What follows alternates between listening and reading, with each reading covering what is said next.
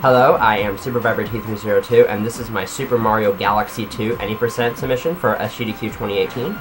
We're just going to go ahead and get started here with the count. I'm just going to get started here in 3, 2, 1, go. Alright, so Super Mario Galaxy 2 Any%, it's a lot like Super Mario 64, in which you need a certain amount of stars in order to be able to beat the game. In this case, you need 70 in order to unlock the final Bowser level, which is Bowser's Galaxy Generator. And then from there, you also need to collect a star to consider beating the game, so the total ends up being 71 for all intents and purposes for this category.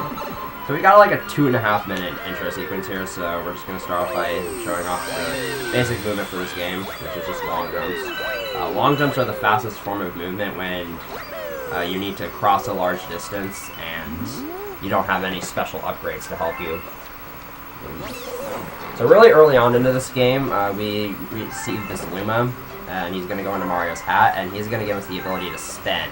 And spinning allows us to basically do everything in this game. You get more height out of your jumps, you can hit levers, you can hit enemies, you can do all sorts of stuff. So we got the first trick of the run coming up here. Let's see what happens. Alright. So what I just did there is something called a slope boost. There's a mechanic in this game where if you have a high amount of speed and then land on a slope, and then jump as soon as you land on it, you can maintain that momentum and you get a nice little boost out of it. Unlike Galaxy 1, you actually can't climb up slopes in this game, which is unfortunate. But the good news is you can still get some of the nice boosts off them. And right here is just kind of a bunch of dialogue. You just kind of mash A through it.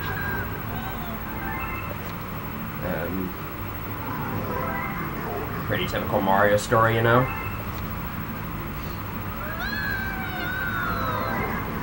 I guess one thing I can mention here is something I'm going to be doing quite often every time I land from a launch star, which is going to be a lot of times in this run, is you'll see the camera kind of twitch, and that's me going into first-person mode and exiting it as soon as possible, and that cancels the landing animation that you normally receive after landing from a launch star. Anyway, so there's a cutscene skip I could get here that saves like half a second, but I'm not really going to go for it. We're just going to kind of see what happens. Right. So on that set of 4 text boxes that I just got done through, if you wait on the first 2 and then get the third one frame perfect, you can actually skip the 4th one, and it saves like almost no time. And it's frame perfect in 60 frames per second. So, worth it? I don't know. Anyways, now we're on to the first star of the run, Sky Station 1. So, we go from little action to quite a bit of action right from the get-go here. This first star contains a lot of really difficult tricks. But here we got our first skip of the run. Just kind of walls up here. We don't even have to go to the bottom side of the planet. And if I stand still here, this Luma cutscene will end like half a second earlier. That's nice. So here you're going to see our first landing cancel. It's that. And here we're going to see just how broken the spin allows us to. Because as you can see with the high jump and a spin and then a wall jump spin, you can gain quite a bit of height.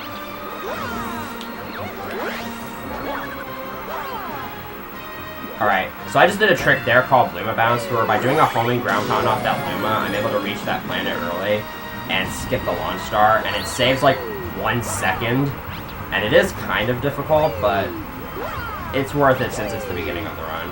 Alright, so I missed that comet medal. I'm going to have to ride the platform to get it. Comet medals are going to be a very important thing in this run, but I'll go into more detail on them later on once comets start being unlocked. Just know that they're important, and I need to collect them whenever I can. Also, backwards momentum, obviously because it's a Mario game, backwards momentum is superior, so we can just kind of use that to our advantage. Here's our first boss of the game, Kiwi Piranha. You're intended to spin at a shell a couple of times to break it, but to heck with that. We're just going to ground pound the thing once and that shell's entirely. I was a little early there. Alright, so I'm going to try to lure him over here. He's going to kind of try to run away from me, so I'm going to stun with some star bits. Alright, this second hit is thankfully a lot easier than the first.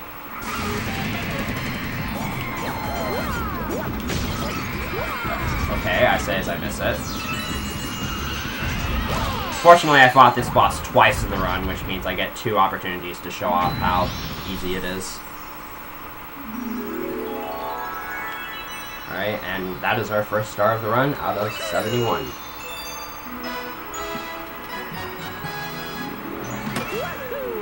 Alright. So, now we're going to get into this part. There is a lot of downtime in between stars. There's usually around 30 seconds to a minute. So that makes this game very, very good for donation reading. But the thing is, what happens in the stars themselves, I feel like makes up for the amount of downtime. So this Purple Luma's Lava is going to talk to us for a lot here. This is probably the biggest instance of text boxes in this game. I'm going through them simply just by holding A. Which is kind of something a casual player might overlook. I don't know. And here he's going to tell me, yes, and that's right. Select. It doesn't matter which one you select. They both get the same result. I just try to select one of each just to be cool. So now Lava's going to use the power of this star to transform this, whatever this is, into Starship Mario, which is the hub world of the game. We're not going to be doing a whole lot of exploring here because the fastest way to actually move on is to reach that little yellow button known as the helm. And then it takes us to this Super Mario Bros. 3-esque world there. And right here I'm going to hold down, which makes Mario face the camera. And now I can backflip straight to the helm, which, assuming Mario is facing away from the helm after you get a star and after all the text boxes are done with, which is the norm, then you can just do that backflip straight to the helm. Sometimes, however, Lava will want to talk to us, and when he does so, he makes Mario face the helm. And what I usually do is I just turn Mario around and do a backflip from there.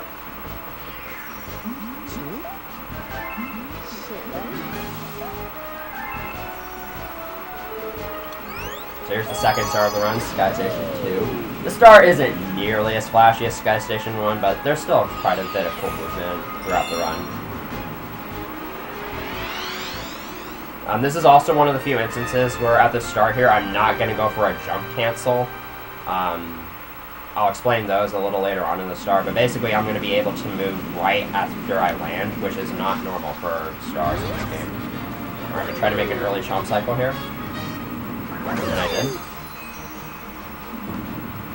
Yeah, getting that can be really finicky if you're just starting out. You need to have a really good long jump. Unfortunately, the stand still to end a Luma's dialogue early doesn't really apply anywhere else. So I can move however I want, and the launch start cutscenes are still going to happen the same way. Alright, so this planet is kind of tricky. If I make a mistake, I'll be thrown off my cycles here, and that's bad. So hopefully this goes well.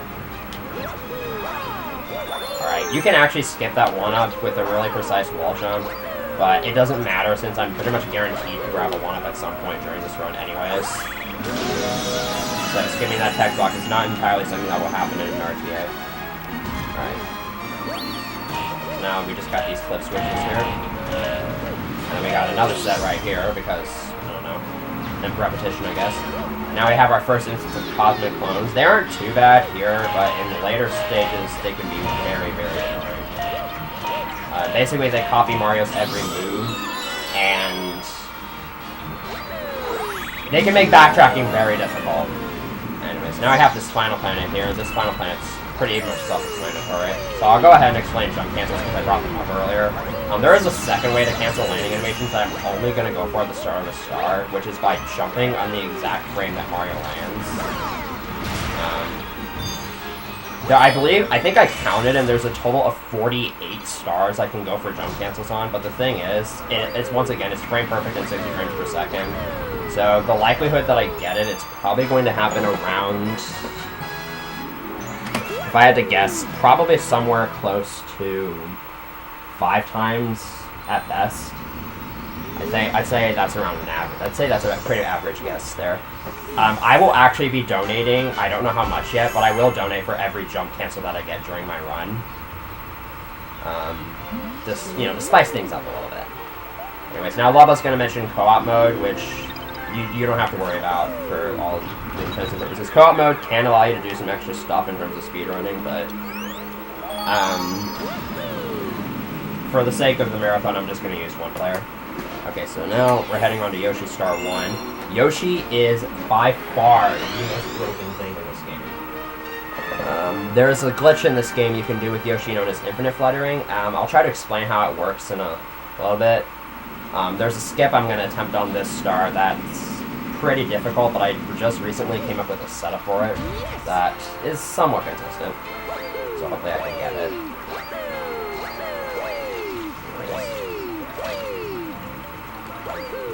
After I bounce on this guy, I'm going to ground pound, because ground pounding sends Mario to the ground in the quickest amount of time possible. Like, it's literally almost instantaneous. Okay, so here we go. Now I'm going to demonstrate infinite fluttering for you all.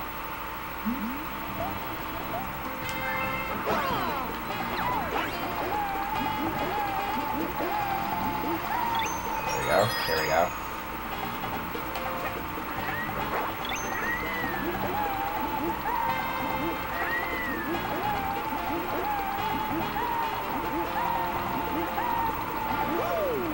Alright, I got the skip first try. That's very good.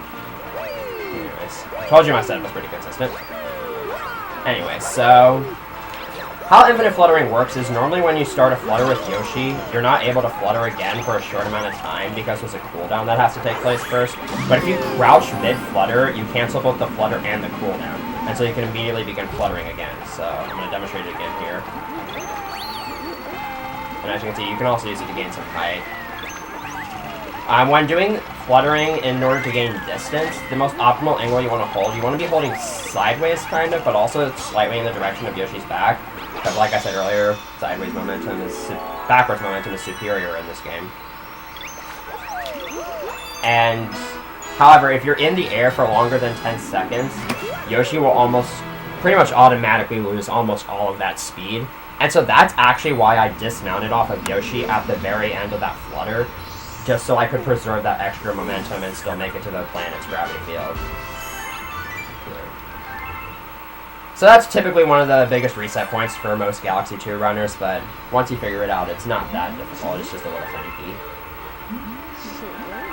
And if you think that's just going to be one instance use of infinite fluttering, it's just like, oh, it's just going to be used every now and then. It's going to be used a lot throughout this run. And it's going to really do some really big skips. Especially for this star, it's probably the first major one. So on Yoshi Star 2, you're intended to go through all these planets, you know, you're supposed to eat all these spinies, shoot them at glass and stuff. That's slow and boring, and I don't want to do that. So basically, once I get on Yoshi, I can just infinite flutter straight to the final boss.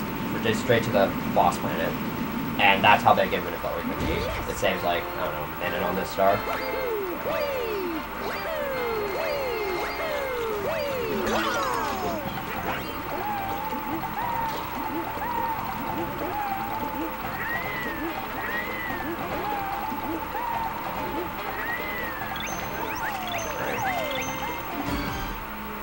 So that went really well. That flutter isn't really that tricky. It's just a matter of getting the angle down and just figuring out the camera change midway through. That can sometimes throw you off.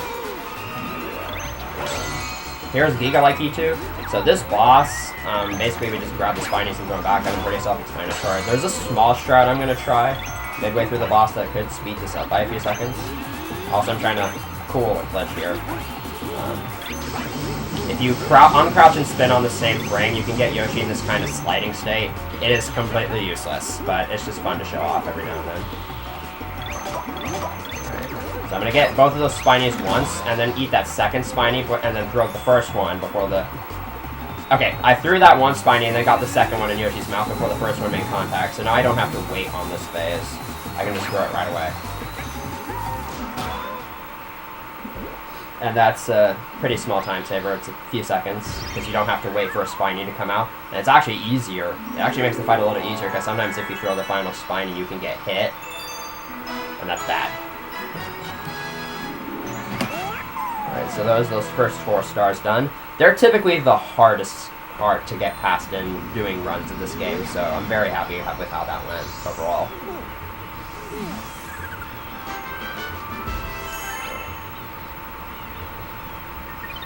So we won't be going back to those galaxies for quite some time. We're just going to move forward.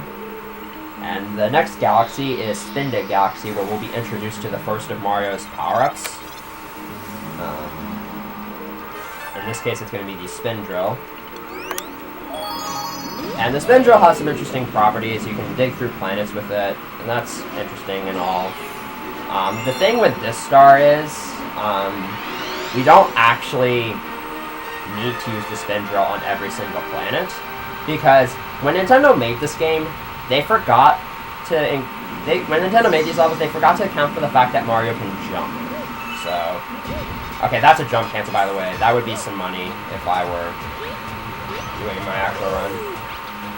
So... yeah, you can just triple jump up here. You're supposed to use the spin drill to go here, but... I'm too cool for that. We are too good for you, Nintendo. Alright, so I'm going to do another homing ground pound under that spin drill. You saw me do that for Luma Bounce in Sky Station 1. That's basically a spin followed by a normal ground pound, which will home in onto the nearest enemy, item, or NPC. And you can, I use it there just to kind of get some momentum off the drone. I'm going to attempt to flip here. Right. Ah, I didn't get it. I can back it up. Alright, I backed it up. Nice. That's very hard to back up. So by jumping into the corner of that pillar, you can kind of clip into it, and you can save a few seconds of walking by doing that. This planet's pretty self-explanatory. Have to wait for this Luma. Something I want to mention is that I'm trying to avoid coins and star bits as much as possible, because they bring up text boxes after every star if I have them. There are some instances, though, where they just aren't avoidable. And here I'm going to be using some star bits to perform a funny skip. So Captain Toad there wants to talk to us, but I don't want to talk to him, so what I did there was I went into first person mode as soon as I landed and just shot him right in the face, which skips the dialogue. Probably one of the funniest skips in this game, if you were to ask me. So here's Dig-a-Leg. This boss is actually one of the very few instances of RNG in this run. It's pretty minor RNG, like it only matters. I think it's around 8 seconds of a difference on average. Anyway. Alright, so that's good RNG. I want him to jump on me, because then he'll jump straight to the other side of the battlefield, and he'll do this attack, and he'll become vulnerable immediately. I also want to keep those yellow Digas alive, because then he won't spawn anymore later on. Okay, so I just got perfect RNG on Dig-a-Leg. That is very good. It's also pretty rare. So, unfortunately, though, I do have to wait for him to spawn some of those Digas. And there we go. Pretty decent Spin Dig. This is the only star we'll be getting from Spin Dig, because we are required to get this star in order to make progress in this game. There's just no other way to get through World 1.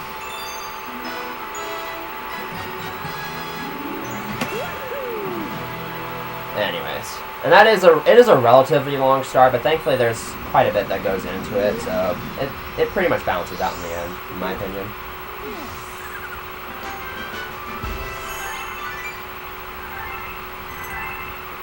Something I should mention that I don't think a lot of Galaxy runners know is if I have less than 40 coins, I'm typically going to let the coin counter count all the way down, and this goes for star bits too. Just because you can cancel it early by tabbing A, but if you don't have enough coins for that to be worth it, then it will actually lose you time. So, I try to cancel it whenever I feel it's appropriate. So we just gotta... So there are some instances, like you saw there, where lava will bring you to the bottom of the starship, just because there's like a character there or something. And from there, you can just long jump straight down, and it'll take me straight to the helm.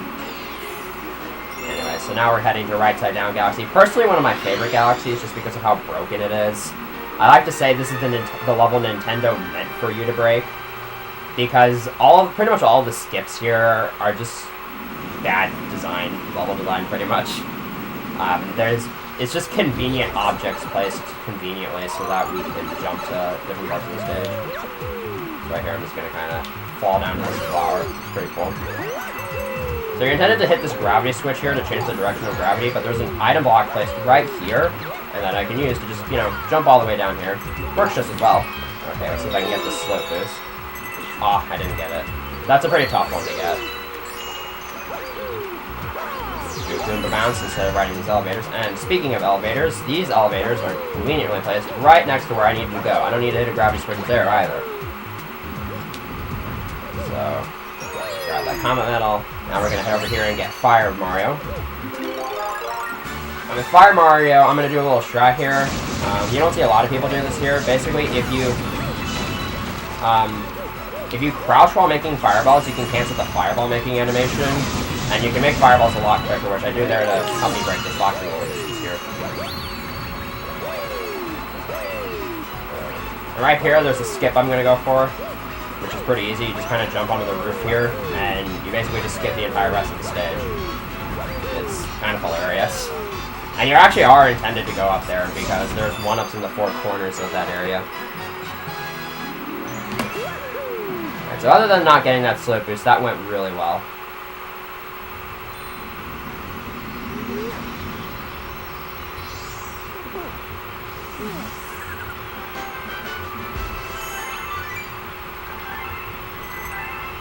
So right there I had 16 coins, and I just let it count all the way down, because if I pressed A, it would have lost me time. So I'm heading back to right side down here to get the secret star, even though in this game they're called hidden stars. I call them secret stars. Don't at me. And I'm actually going to be able to skip the cutscenes here, because I've already seen them, and Nintendo's are nice. They're nice to us, so they don't want us to watch the cutscenes more than once. Alright. So I'm going to do a little momentum jump here, hopefully. Alright, I kind of got it. I held neutral as soon as I landed and jumped, because this kind of preserves my momentum. And if you do it right, you can actually skip the wall jump that I did there. But I was not able to, but it didn't really lose me that much time. There's this box minigame. These are pretty difficult for me to do optimally. This one in particular requires a lot of weird angles.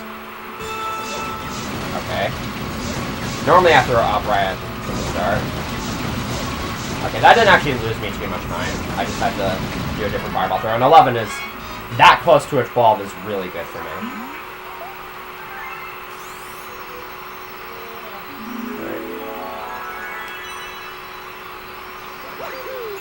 Go.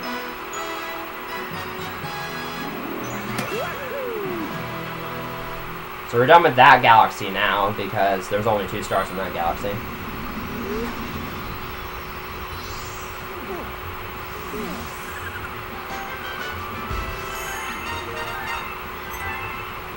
And now Lubba's going to introduce us to the bank toad, I'm pretty sure? Yeah.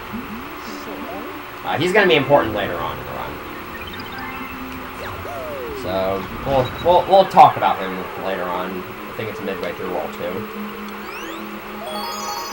Okay, so now here we're on the Fluffy Bluff Galaxy. We're going to be introduced to the next of Mario's power-ups, which is the Cloud Flower, which has its own set of broken physics. A lot of power-ups in this game have kind of stuff we can do with them that's pretty interesting and can lead to some speed tech. But for this first star, I'm going to need to be collecting 100 coins to beat a Hungry Luma. It's kind of funny because this is the Hungry Luma that requires the most coins, but it's the first one you can access in the game.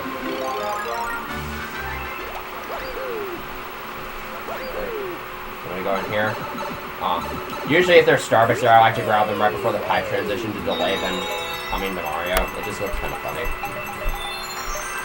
Alright, so I have to be careful here. If I miss any of these coins and I let the timer run out, then I basically have to abandon this star and get the other one in this level, which I have had to do before. Yeah, I like to leave this room with exactly 60.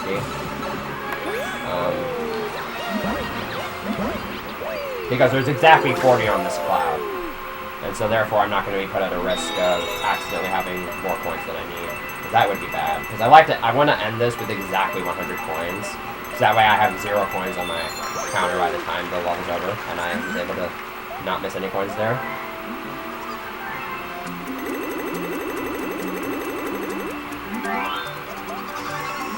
Alright, so now this Luma's going to form this planet here, because apparently eating coins can allow you to transform into a planet. I don't know. I didn't make this game. I don't understand the logic behind it. I just use it. Alright, so now I'm going to try to climb up this tower pretty quickly. Let's see how this goes. As I'm making these clouds, I'm crouching right as I make them, because that cancels the cloud making animation and allows me to land on the cloud a lot quicker. Which is useful for a lot of reasons. Obviously, it allows me to move right away, but also But also the thing is, when you make a cloud like that, it kind of bounces for a little bit. And there's a mechanic in this game where if the platform underneath you is moving upwards and you jump, then Mario's jump will actually gain a lot more height. And so, basically, I can use that cloud's upwards momentum to gain quite a bit of height quickly.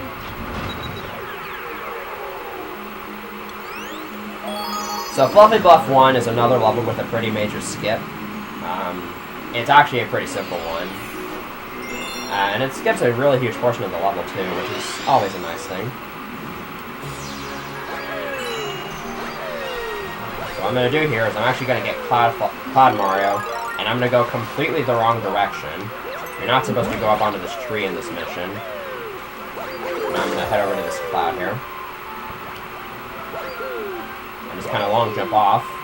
And if I make a couple pretty well placed clouds, I can actually long jump all the way over to this final planet of the galaxy. And there we go. Pretty simple. And actually I'm going to do a technique called cloud boosting where I make a cloud and then long jump, and I can maintain the cloud's momentum like I explained earlier. I can use the momentum from the cloud to get a pretty nice bounce. You get a pretty nice boost in my long jump. And here's the chimp. We'll be seeing him a lot more throughout the run as well.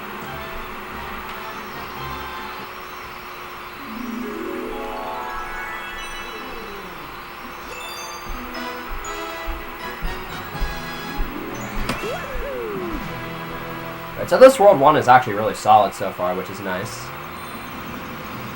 Because we're on to the last star of World 1 now. This is the boss level of World 1, if you must. But first we're going to be brought down to the engine room, because we've unlocked Cloud Mario in the engine room. We're not actually able to collect it. We just kind of look at it and float about it, I guess. I don't know. But obviously we don't want to be in the engine room. We want to be on the world map, you know, because we got to go to the next galaxy and get the next star. I mean, this is a speedrun after all. I want to be fast.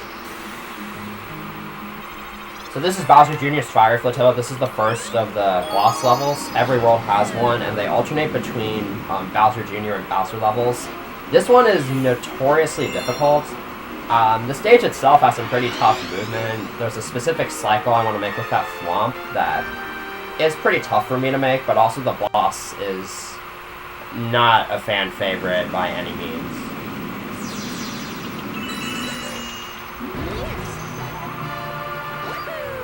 Hopefully this goes well. Alright. Uh-oh. Okay. Oh, yeah, that's unfortunate. I should have tried to land on the other platform, but I was a little early there. Anyways. That's not a huge death. I did not mean to do that. Okay, I'm not going to land this one either. Alright, so I need to get this combo medal, and then I'm going to go up here, because there's another big skip I can do here. This planet's gravity field is really big for some reason, so I can just long jump straight into it. And there you go.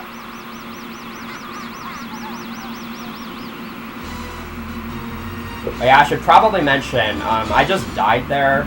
I will be donating money also per death, because a deathless run of this game is very rare. So I'll probably die at least a couple of times, but it's most of the times it's a pretty simple mistake. Anyways, here's Gobblegut. You're intended to have him bury his face into the ground and then attack the bellyache bulges from there, but you can actually attack him while he's in the air. And this is a boss where I want nothing to go wrong.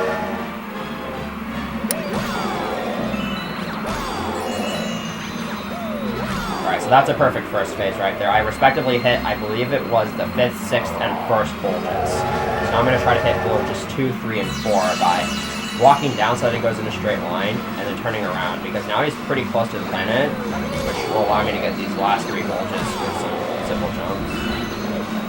Oh, I didn't backflip there. I meant to backflip there, and if I had gotten that, that would have been a perfect Gobblegut. Now I'm probably going to have to wait for him to bury his face in the ground. Because right now, that's the last bulge that I need. There we go. That didn't cost too much time.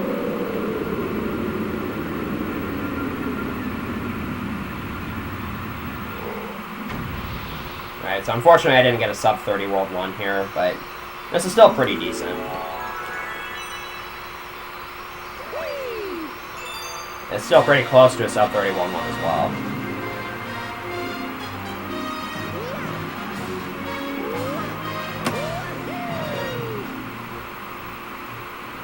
There we go, and we have to deal with this unlocking the next world and then moving onwards cutscene after pretty much every single world, aside from World 6, because that's where we'll be ending the run. Basically, whenever you get a Grand Star, it allows us to move on to the next world. It just kind of creates that portal, I guess. Yeah, combined, all those mistakes probably cost me less than 40 seconds. Nothing too bad. At least in terms of this game.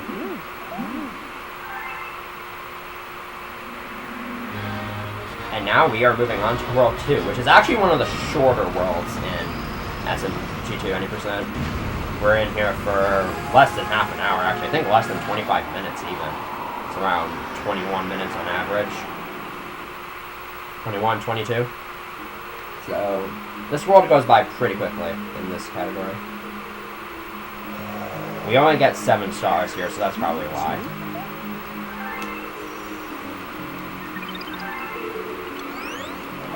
This first star, Puzzle Plank, is pretty straightforward. There's not a whole lot to say about it. In terms of movements, there's a few small strats here and there that save quite a bit of time. The most notorious part of this star is this last planet that you see here, but I'll get to that once I get to the planet. And this level has some pretty nice music. This entire game in general has really good music.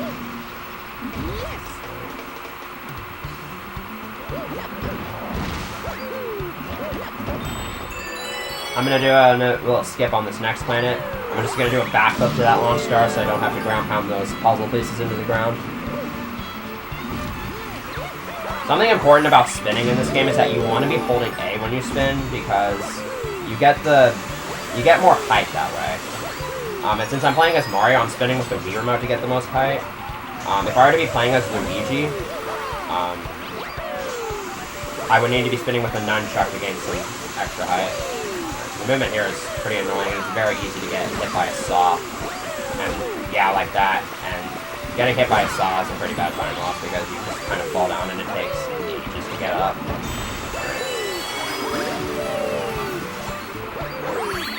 So other than that one mistake, that was a pretty decent puzzle plane. But now we have this last planet, which can go a variety of ways. The gravity on this planet is very, very weird, and so sometimes it's possible to get more than one ground pound on those puzzle pieces. It's possible to stomp them more than once with just one ground pound. Unfortunately, I did not get any there. It's called a double ground pound. They're pretty random and pretty rare too, but they can happen. Alright, so we got this easy mini-boss to finish off the level.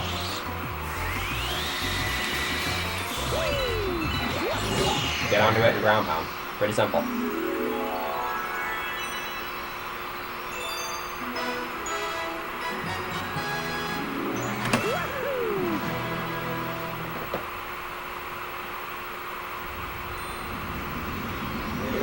Like I said earlier, in between stars is almost always a good time for donations in this game.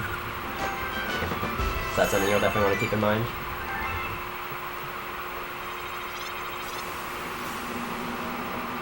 And right here, Wubba's going to bring us into this world map sequence that's pretty much unskippable. That's pretty much the case with every cutscene, major cutscene in this game. They're just kind of unskippable.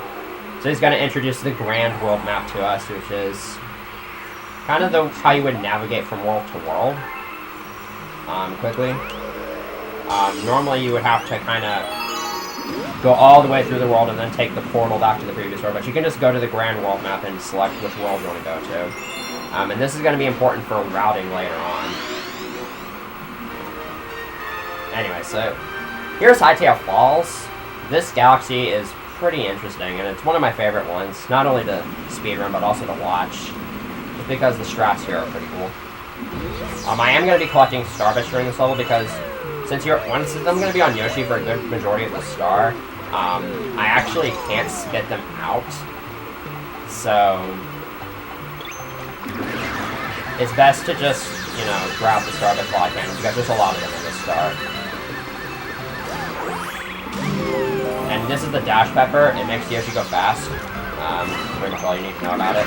And we can go up slopes with it, and it lasts between launch stars, which is pretty important. And that's why I'm going up this left path here, so I can grab that dash pepper, because once I enter the launch star, the effect will still be in place once I land. And that's also why I'm going to grab this dash pepper a little late, because now the effect will last longer. Okay, so I'm trying to get these up. You can get some pretty big jumps if you jump at the very edge of those ramps. I was unfortunately not able to get any there. Anyways, here's the easiest infinite flutter skip in the game. You don't even have to crouch at all for this flutter skip. You can actually make it with just like a cooldown run in between each flutter. And you don't even have to dismount off of Yoshi. But it can be a little risky to go for that, so I just choose to do infinite flutters. Like, I did not mean to grab onto that one. That's never happened before. There we go. So what I did there for that last dismount, when you dismount off of Yoshi in this game, you actually maintain all momentum. And so when you have Dash Yoshi and you dismount while going up a steep slope, you get quite a bit of momentum and you get quite a bit of height. And you use that to launch straight into the star, which looks really cool.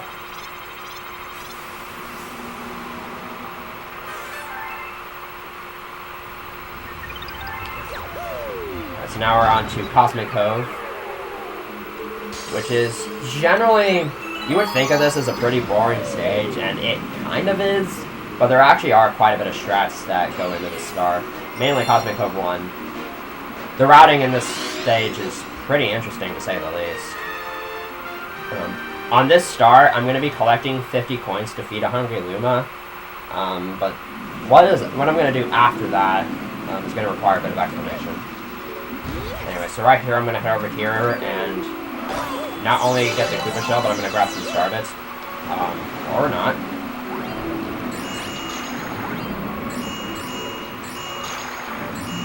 Alright. So there's a thing in this game where if you spin, or if you... Normally, if you if you kill those enemies, normally they just give you star bits, but if you shoot them with star bits, they give you coins. I don't know why. Useful. So I don't know why the shell disappeared there. I'm not entirely sure. If I look back at the video footage, I could probably tell you why.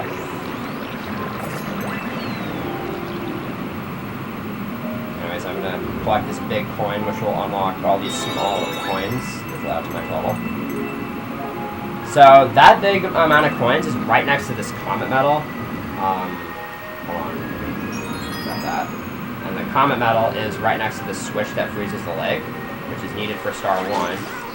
And the switch that freezes the lake is actually right next to the Hungry Luma. So what I'm going to do here is I'm going to feed the Hungry Luma, but then not actually go to the star. I'm going to do that next star. Just because of the way the routing works out in this level, it happens to be faster to do this.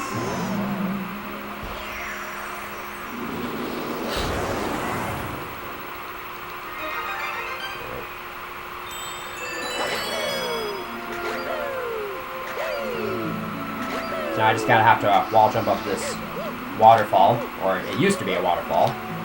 Now it's an ice fall? I don't know what you would call it.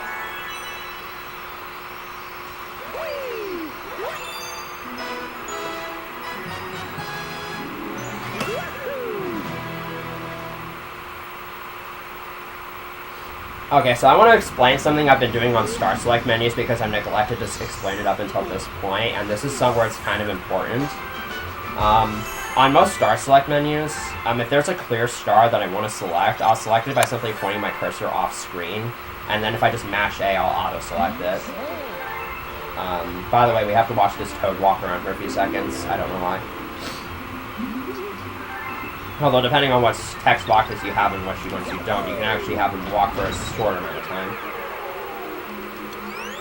So here is a star where I actually don't want to auto-select it, because if I do, I'll select Cosmic Cove 2, And that won't give me access to the areas I need to get to on Cosmic Code 1, so I have to sit through the cutscenes and then exit level. But thankfully, if I just point my cursor at the screen, I don't have to worry about that. That's one of the few instances where I am going to have to point my cursor at the screen to select a star. For the most part, I can just leave it off the screen. So for this star, I'm going to want to collect some star bits because I need them for a very specific reason, which you'll see why. I don't want to spoil it quite yet. And by the way, since I'm using the shell because in this game, underwater swimming with spins is the same speed approximately as using the shell. It's just that you have to do significantly less exercise with the shell. You don't have to work nearly as hard. Anyway, so here's the bunny. This is the only bunny in the game. And I'm going to try to stun it with some star bits. Got it. So basically what I do with Dash Shred is I stun him with star bits, which for whatever reason causes him to run the wrong direction. And so I can just catch him, because you're supposed to freeze the lake with that switch and then grab him. But by doing that, you can just catch him in the water. And it saves a lot of time.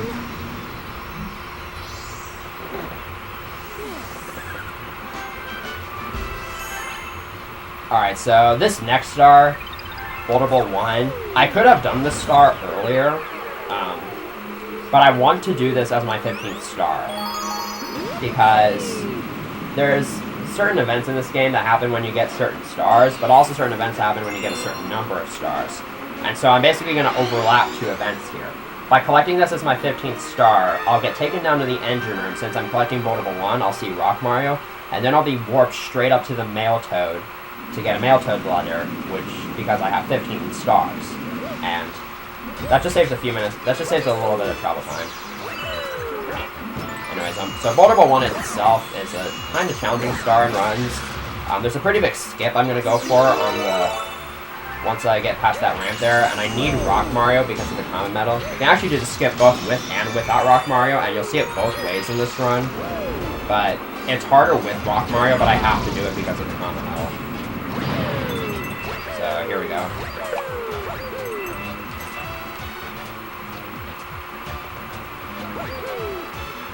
Alright, I got it. Yeah, you skip one planet by doing that, but that planet is really, really slow, and it involves killing a bunch of enemies, and it's annoying, so we can just skip all of it, thankfully. And I actually do have a visual cue for that skip. I look at a certain star, and once it goes off the top of the screen is when I spin. So here's Rolladillo. This is a fairly awkward boss with the stress that I use. Because what you do is you grab Rock Mario, and then you roll right into his behind, and that damages him, apparently. So if I let Rolladillo see me, then he'll do this little rolling attack that's very slow, and I don't want that. So what I'm going to do is, rather than do that, I'm just going to kind of roll behind him, because I don't want him to see me. However, this is awkward because I'm chasing him while he's trying to chase me. Alright, I got an early hit there. I can usually do it on the second and third hits. If I position my roll and start it in the proper way, I can actually make it to him without having to cancel out of Rock Mario mode and doing a second roll. Right. I'm just going to use Rock Mario to get the star because he makes his hitbox bigger. And so right here you're going to see the overlapping of events that I was talking about earlier.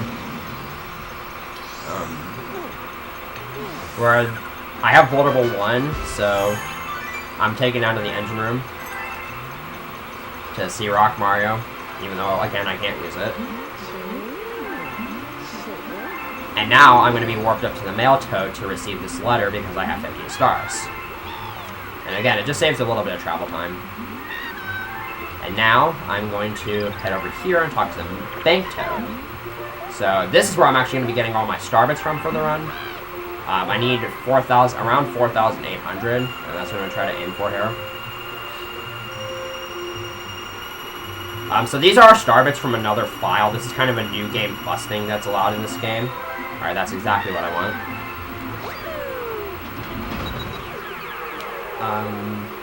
And I'm going to be using these star bits to unlock all the Hungry Luma galaxies because it actually still saves a lot of time over collecting star bits and levels. And you might be wondering, like, why am I bothering to unlock Hungry Luma galaxies when there's other stars I can collect? Because it does take a long time to unlock the Hungry Luma galaxies, but the thing is, a lot of the stars are very, very fast. So they're usually worth going out of the way to get. And the same thing applies to why I collect comet medals to unlock the comets. There's plenty of alternative stars I could get in addition to that, yes. But a lot of comet stars in this game are really fast. Anyway, so here's a really, really good example of how fast some of the Hungry Luma stars are. Honeybloom Secret is a very, very short star. It takes roughly 16 seconds with an eye on time using the stress that I use. And it's not a very hard star either.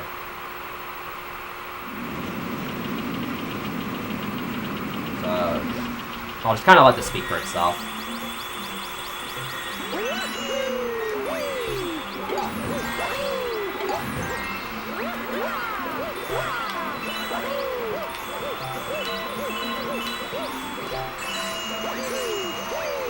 There. Already done.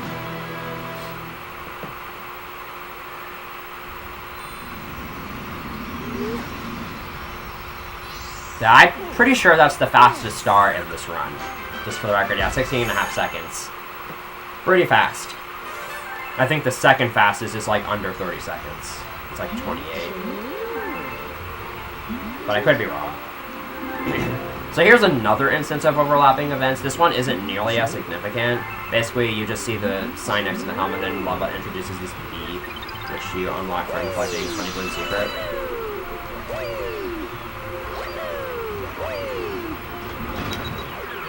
Alright, so now we're going to head off to the first Bowser level, Bowser's Lava Lair.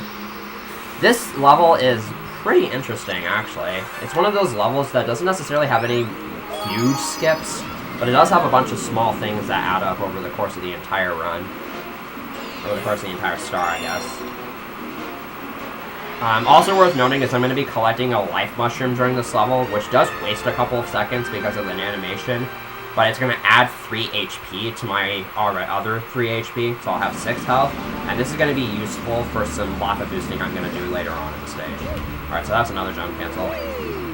So you're intended to kill that Kamikoopa to spawn a pole star, but why do that when you can just long jump right into the gravity field? I'm going to skip the spring here by using a side flip and a spin.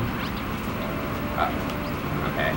Yeah, the controls in this game can be a little awkward like that. Alright, so I'm going to take some damage here, but there's points in the next section that will allow me to get back to full health. It's very important from this point forward that I don't go below 4 health, because there's a skip at the end of the level that will require me to have 4 health. Alright, so I am really off on my cycles here. Alright, that should work. So by doing this lava boost, I can skip that fight with the hammer bro. And kind of skip that and go up there. There are a variety of ways you can get this comet medal that I'm about to get. I'm just going to do a standard triple jump. We'll spin to get it. Pretty easy. Break this lock. And then go up here, and then long jump to enter this gravity field sooner. So here's the kind of big skip. I can skip a bunch of auto-scrollers here by abusing some lava boosting here.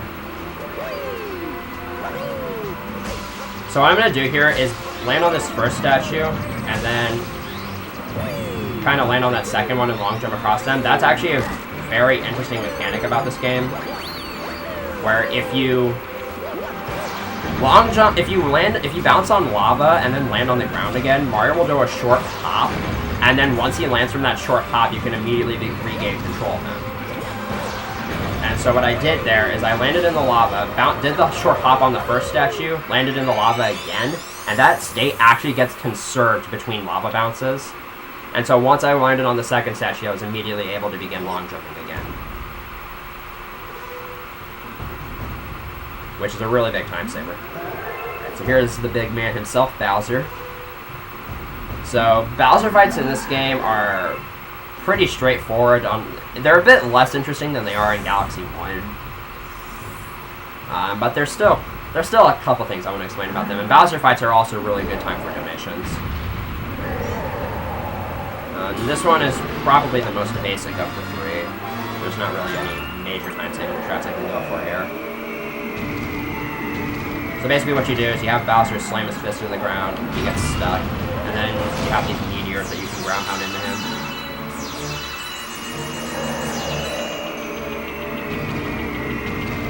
Pretty basic stuff. Alright. I try to be a little optimal with my hits there. I try to have Bowser punch as close to the meteor as possible, and then have the meteor travel the least amount of distance, which usually requires a really specific angle. I was actually kind of afraid I hit it a bit too close, and it would have slammed right into the planet instead, which would have cost around 20 seconds. Missing a hit on these Bowser fights is pretty bad. Alright, I nearly did there, but thankfully I was able to get to that meteor in time. With this fire attack here, I do have to pay attention to where it ends, because that's where it's actually going to start aiming his next punch. And if I'm where Bowser is going to punch, if I'm where he's going to start aiming his punch, then you'll punch right away. Alright, so that was an alright Bowser fight. A little sloppy on the third and fourth hits, but nothing. It's only a difference of a few seconds. It's not gonna make the overall difference in the run.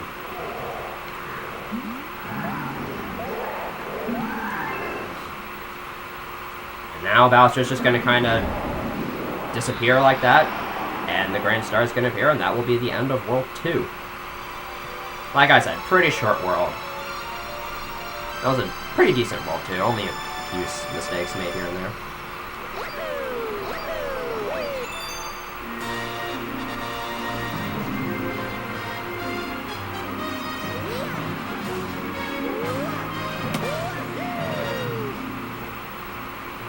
So once again, we're going to have to deal with this Grand Star cutscene. But this is a good segue because I'm going to want to talk about the next parts of the run. So right here is where I like to think the game starts to kind of kick up in terms of difficulty. World 3 is a very difficult world in SMG2 at 8%. And this is where the worlds start to get kind of long again. They start averaging at around half an hour. I mean, there's a lot of cool stars in them still, but the problem is, a lot of these stars in World 3 are pretty difficult, and there's a lot of stars where if I die, I can lose quite a bit of time. There's not too many difficult stars in World 3, but there are, the stars that are difficult, there are a lot of tricky parts to them. Anyways. Also, during World 3, comets will begin appearing, which is going to be very important.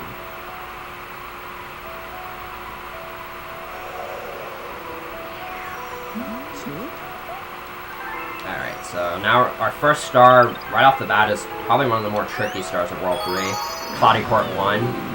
We're going to be seeing a bit more cloud boosting action here, and it's pretty straightforward in terms of strats. But there's one very important thing about the star. At the very end, there's going to be a couple of crushers that try to crush me, and there's a comet medal in them, and I'm going to try to make an early cycle on the crushers, but it's pretty difficult, and if I fail it, I could die.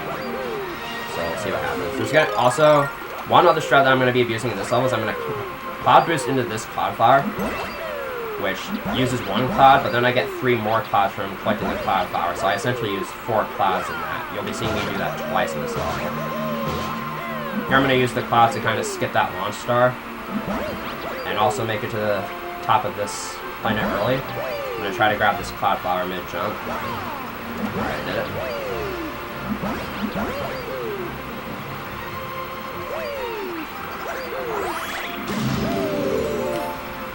I'm going to be doing some more cloud here.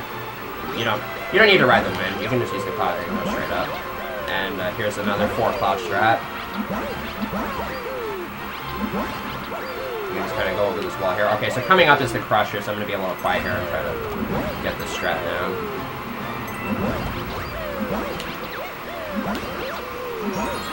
Right.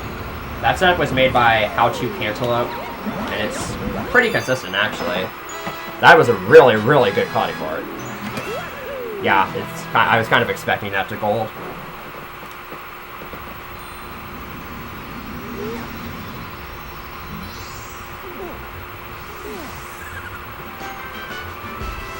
107 is a really, really good time. I don't think I've ever gotten a 107 on Cloudy Court 1.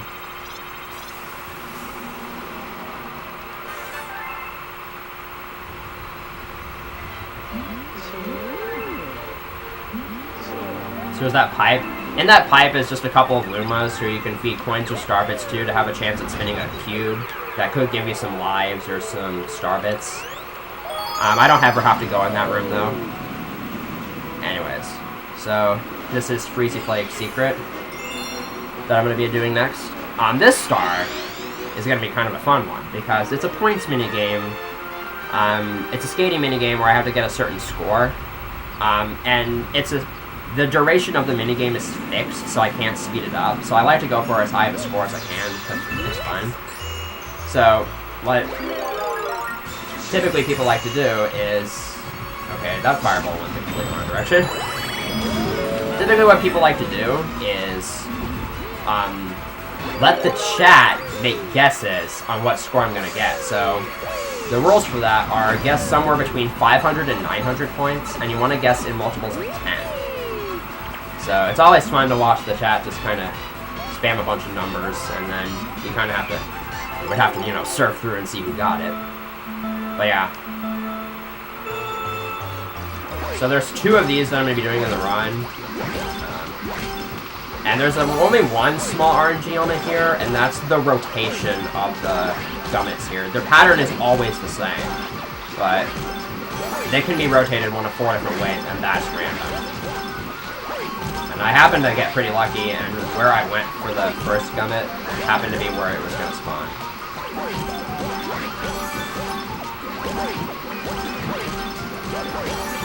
Alright, so I already made the score that I need to, so I'm just going to kind of go around and continue to get some points.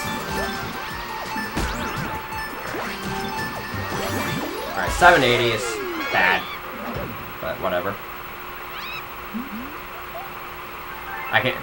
A good run would be somewhere in like the mid 800s. But I get to do this minigame twice, so... if you didn't guess right on the first star, you would definitely guess right on the second one, or you have another shot at it at least.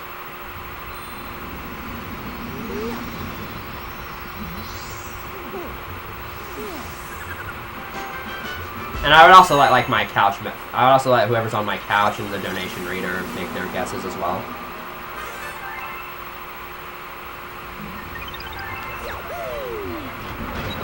Alright, so the next star is Freezy Flake 1. And once again, I'm going to be able to skip the cutscenes because I've already seen them. But this is a pretty important star because it's going to be one of those stars where as soon as I grab something, I'm on a timer. So on the next planet, there's a fire flower I'm going to grab, and once I grab it, time is going to start running. Because I'm going to try to make it all the way to the comet medal in the next section using this fire flower.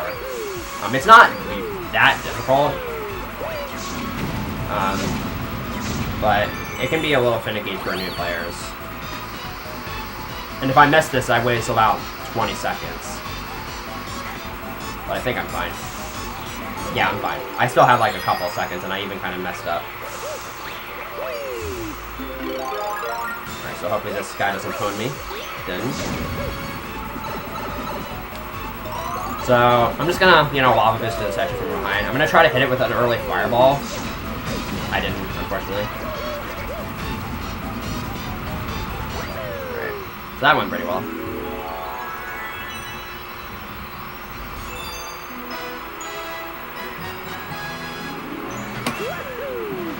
Yeah, some tragedies can happen on that star, but thankfully nothing too major happened. Only a couple of minor mistakes.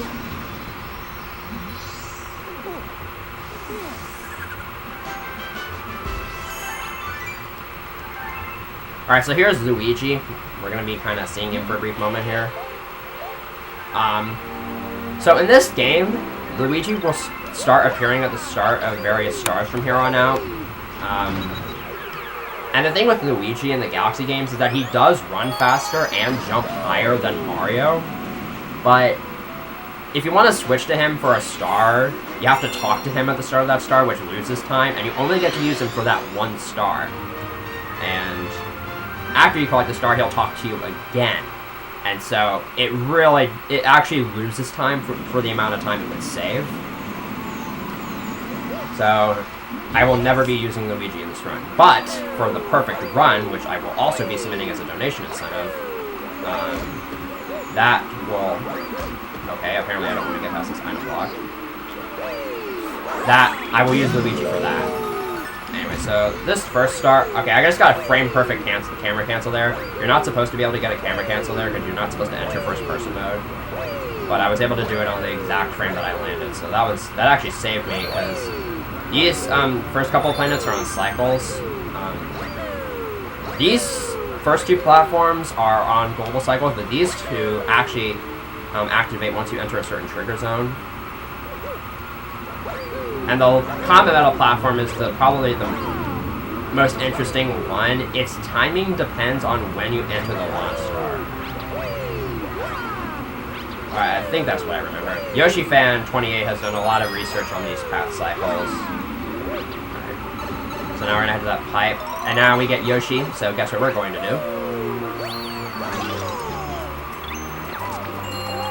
Yeah, you just kind of, infinite flutter straight to the star. Nothing too unusual. There we go.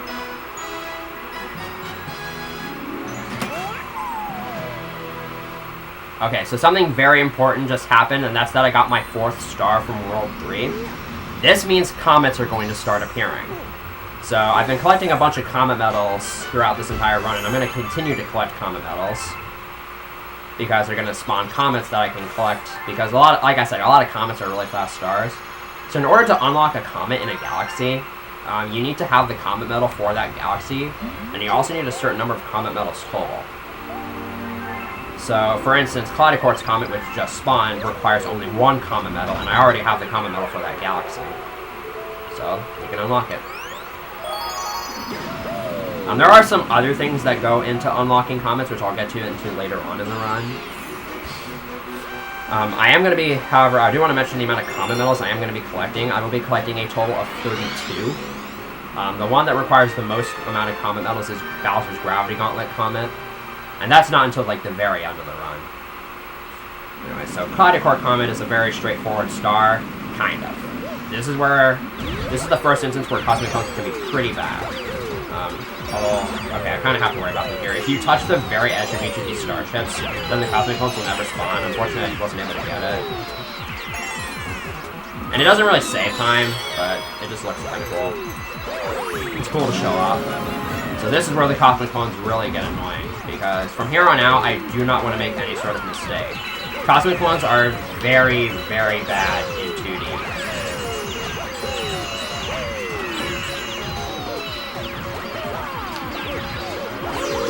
So basically, if I fall down during those wall jumping sessions, it's very, very hard to recover.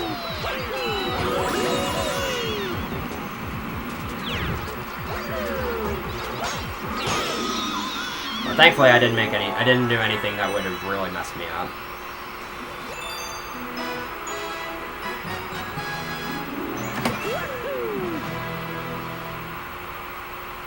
So at this point, I'm going to kind of let the comets build up in Worlds 1 and 2, and I'm going to be making several trips back to them in order to clean up some of the comets.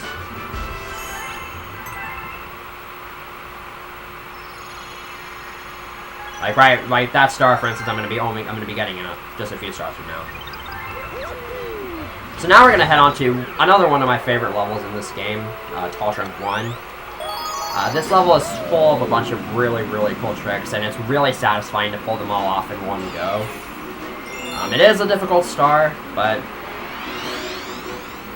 we'll see how it goes. So this first planet, this tree, you're intended to have Yoshi and the blimp fruit, but once again, Mario is a pretty skilled acrobat, so we can just use his various jumps and whatnot to climb up this tree really quickly. Because the thing is, using the blimp fruit as Yoshi is slow, and so is infinite fluttering upwards. And since we don't need to do either of those things, we don't need Yoshi. That's probably the hardest jump right there. It's that long jump. There we go. It requires a very specific angle.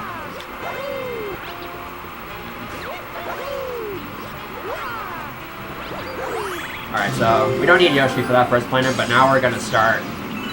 Now we can use him. Now he's gonna get his time to shine.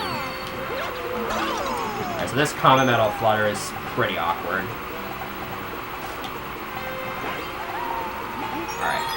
So the thing about infinite fluttering straight backwards is that if you try to hold forwards, you'll no longer be able to move backwards. So if I mess up any part of that flutter, aka I miss the Comet Metal or something, I won't be able to recover that, so I'll have to grab the Blend Fruit, and that wastes a lot of time. So right there I ditched Yoshi after collecting that Bit Star Chip. Not only because, obviously, I mean, I can get to the launch star a bit quicker, but also, I can do this ground pound without having to worry about having to ditch Yoshi, and he'll already be in his egg by the time I get there. And now we unfortunately have to use the Blend Fruit here. There's no way. You could infinite flutter upwards, but that's even slower than doing this. I'm using the nunchuck, by the way, when I break out of that Blend Fruit, just so I can keep my Wii Remote pointed at the next one I want to grab. I'm gonna ditch Yoshi again here because I don't like him. Kipo. Aside from missing that one long jump, that was a very good tall shrunk one for me. So, I do want to talk about something you saw me do on that last planet. You saw that I did a long jump and I was able to ground pound out of it. That is actually a frame-perfect trick. If you spin and ground pound on the same frame, then you cancel the spin and you can start, and you enter the ground pound state. And that's useful for starting a ground pound out of a long jump. But it is very hard to manipulate your motion controls at precise times like that. So I'll be going for quite a few of those throughout this run, but typically what you'll see and what ends up happening is I'll do a homing ground pound, or I'll just do a spin and then I'll have to ground pound again. Anyway, so here's Honey Halls 2. I like to call this level Long Jump Simulator 2010. This level is basically just a bunch of long jumps.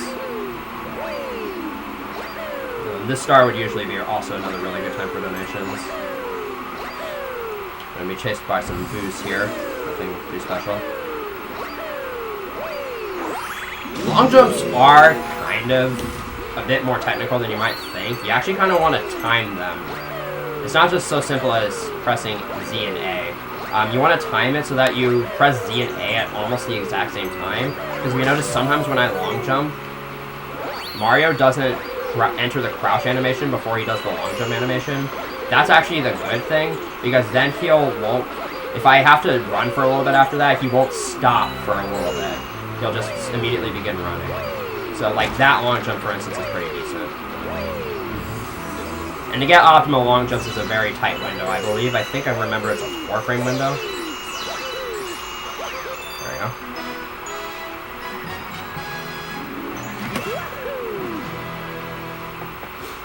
So yeah, that star is very straightforward. There's nothing too much you can say about it. It's pretty short, too.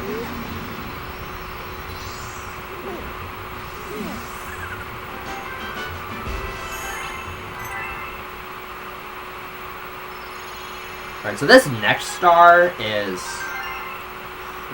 The next star I'm going to be doing, first it's a Hungry Luma Galaxy, it's Beat Block. The Hungry Luma here is kind of a unique one.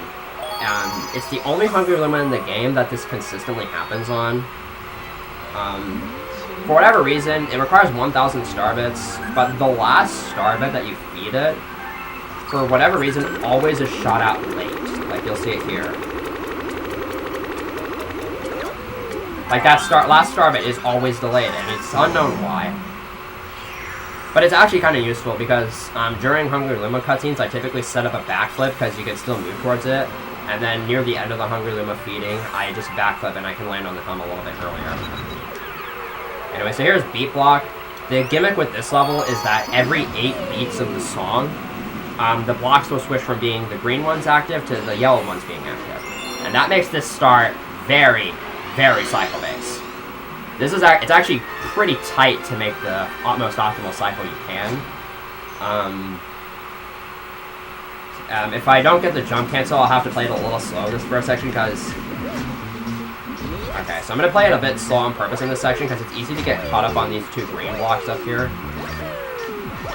but thankfully they did not mess me up. So I kind of purposely delayed some long jumps there.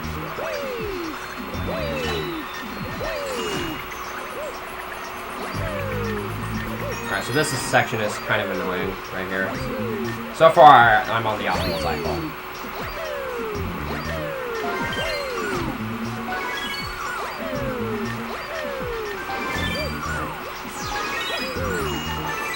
There we go. That was a perfect beat block 1. That was really, really good.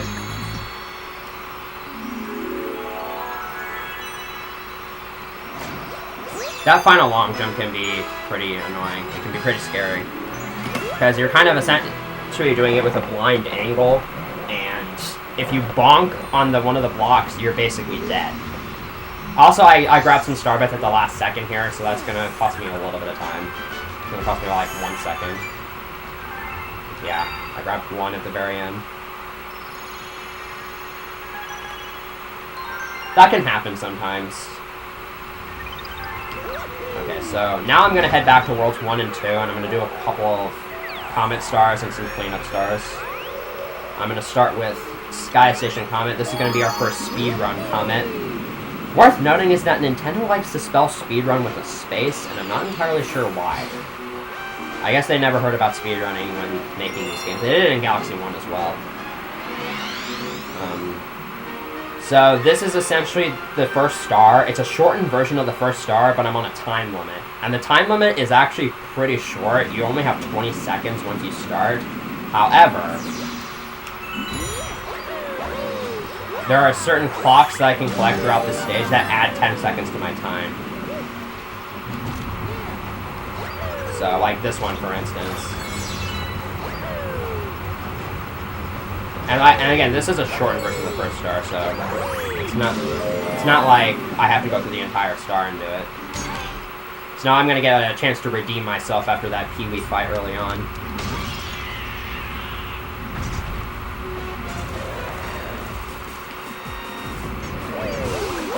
Okay, that time I was too late. Okay, I guess I need to practice that. Alright, I backed that up quicker this time, though.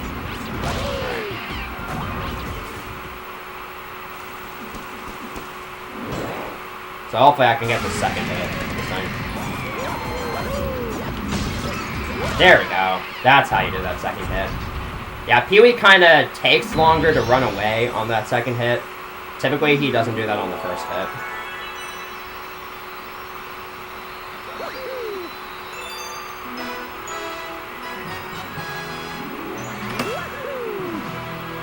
So now that galaxy is done for, so we won't have to go back there for the remainder of the run. Because those are the only 3 stars in that galaxy.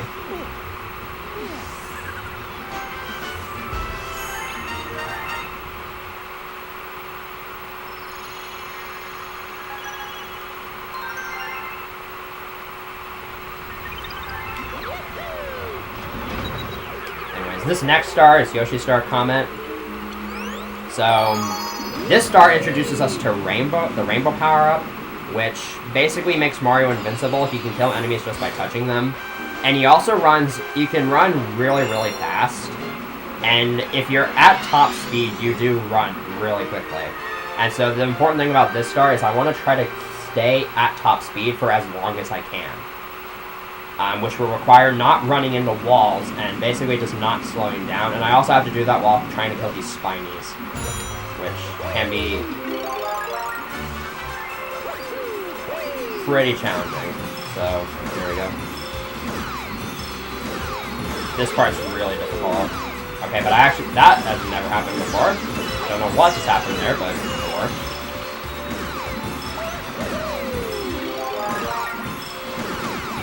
Something that's kind of important here is that there's another mechanic in this game is that if I'm moving... Okay, that Spiny died off screen, so I'm gonna kind of... I turned the camera there because moving elements only update in this game when they're on camera. And so what happened there is I killed a Spiny, but then I let it go off screen before I let it go off screen before it was officially considered dead by the game. And so if I had not turned the camera back around, it would have said 29 out of 30 Spinies at the end. And so I would have had to turn the camera around until I got that Spiny off screen again and then killed it. Which would have wasted only a couple of seconds, but I wanted to make sure I didn't. So I made sure that... I saw that the counter didn't update, so I made sure to turn the camera back around.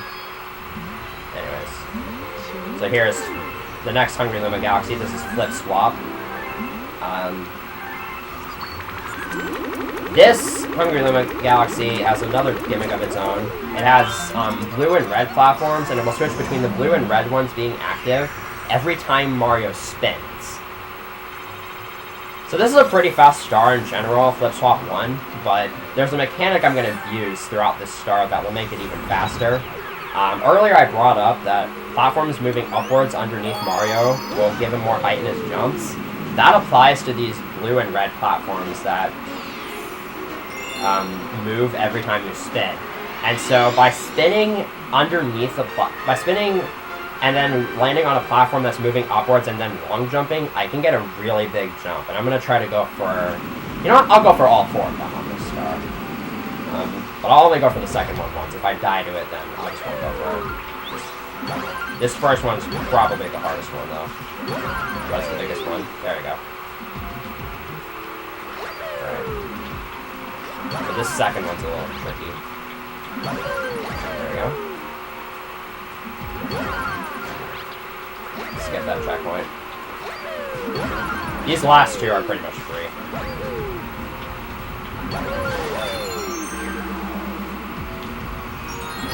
And yeah, you can cancel a spin with a long jump or even just a normal jump. If I were to have collected the Flip Swap Comet in this run, you would be seeing that a lot more. But I am not going to be collecting that star. So you only saw it like after I collected that Comet Medal, I did a spin and then canceled it with a long jump just so I could make it over there quicker. Otherwise, I just long jump and then spin, which would mean I fall to the ground a little slower.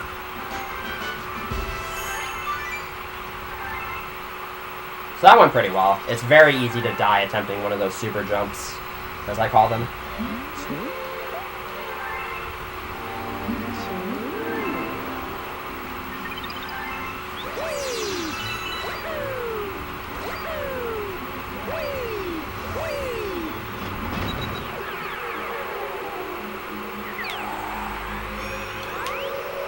Okay, so this next star, Puzzle Find Comet, you might be wondering why I'm going out of my way to do this star now, because this is the only comet I'm going to collect in World 2 for now.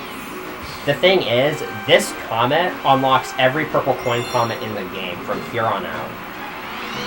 And so, by doing this purple coin comet now, I'm able to get some more purple coin comets in World 4, because there's, I think, 2 I collect in there while I'm there. So, yeah. Also, I need to have actually collected Cloudy Core Comet to get this comet, because that unlocks all the Shadow... that unlocks all the Cosmic Coin comets. And I kind of try to focus for the star. It's very, very hard to do the star optimally. It's very hard to grab each of these sets of 4 purple coins in one go through.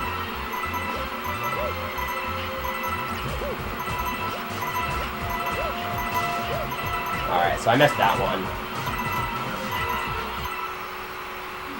Only 1 missed purple coin on this star is actually really, really good for me. Of course, messed up getting the star there a little bit.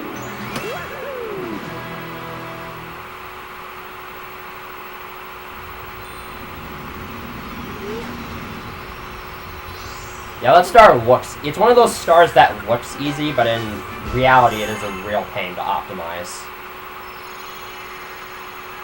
And I also did a bunch of small jumps throughout that star, because I actually... If you were to choose between running or jumping as Mario, jumping with full speed, jumping with full speed actually has a bit more extra momentum to it than just running. And so I did that a lot just to kind of keep speed going throughout that star. Anyways. So this is Bowser Jr.'s Fearsome Fleet. This star, you might remember from my 8 Harvey Relief Done Quick Run, has a very, very difficult set of flutters I can go for, and that is what I'm going to go for here. So there's 3 different flutters I'm going to do. The first one is just infinite fluttering from Yoshi's egg to the asteroid, which is pretty easy. But the last 2 flutters are going to be really difficult because they require really specific angles. And if I mess up anything in this star and die, I don't get any checkpoints. I'm going to start all the way back in the beginning. So the stakes are kind of high here.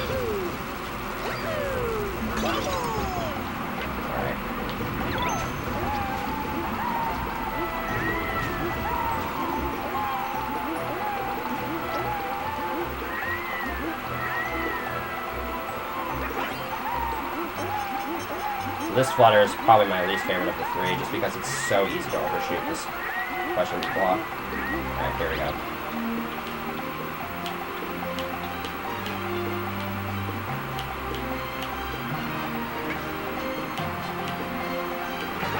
This might be a bad angle. Alright, we're fine. Alright, I barely made that. So I didn't save that much time over going for the normal variation of that level because I took a while to set up that last flutter. But that last flutter requires a really, really specific angle. Only like 2 angles will work for that.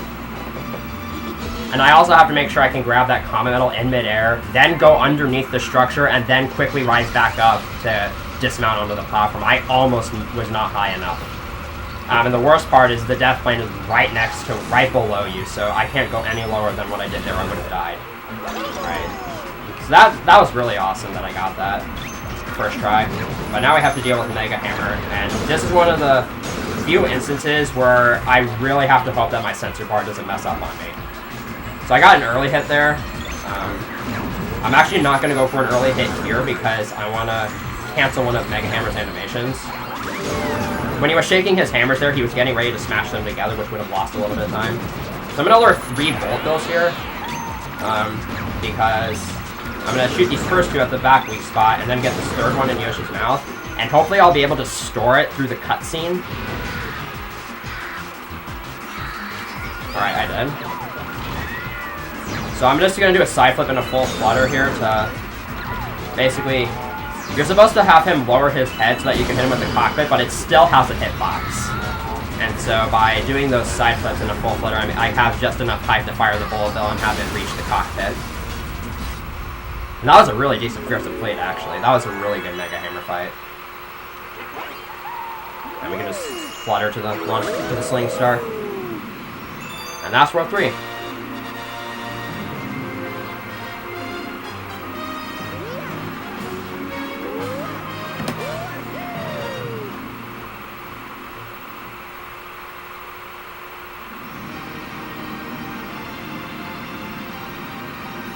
Okay, so now we're going to be heading off to World 4. This is what I would consider the hardest world in this category. All of these stars are very, very easy to die with the stress that I'm going to go for. And deaths on these stars can easily cost you minutes, or at least around 30 seconds to a minute. So... the stakes are going to be pretty high here. This is, again, this is where the run really starts to get difficult.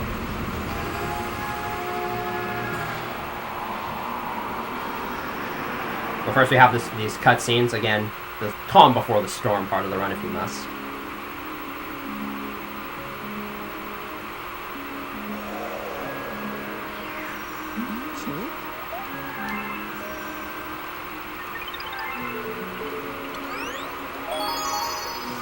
So now that we're going to do our first star, we're going to head to Sweet Mystery Galaxy right off the bat. Another Hungry Luma Galaxy.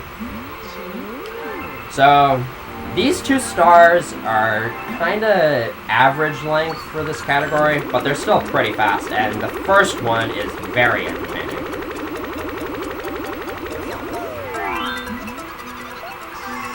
So, Sweet Mystery 1, if you remember the last star I did, Fearsome Fleet, there was a lot of infinite fluttering in that star because the level was basically all one height and you get Yoshi right at the start.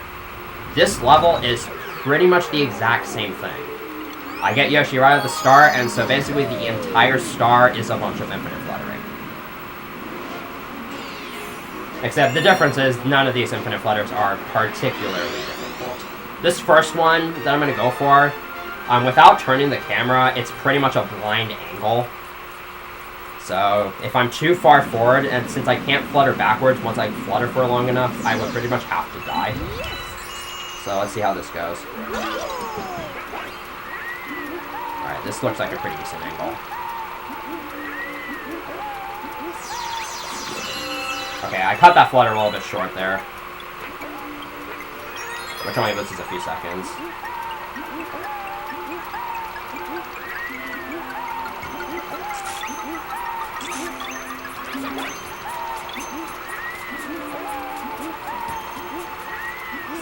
I'm gonna try to get this checkpoint on the way.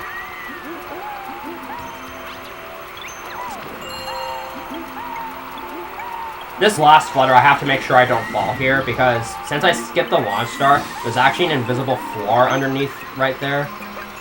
And so if I were to have fallen at any point during that last flutter, I would have actually landed on that invisible floor instead of died.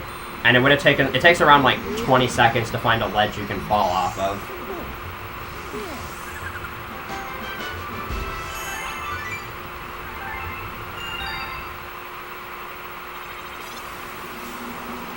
Okay, so now I'm going to head over to Flipsville.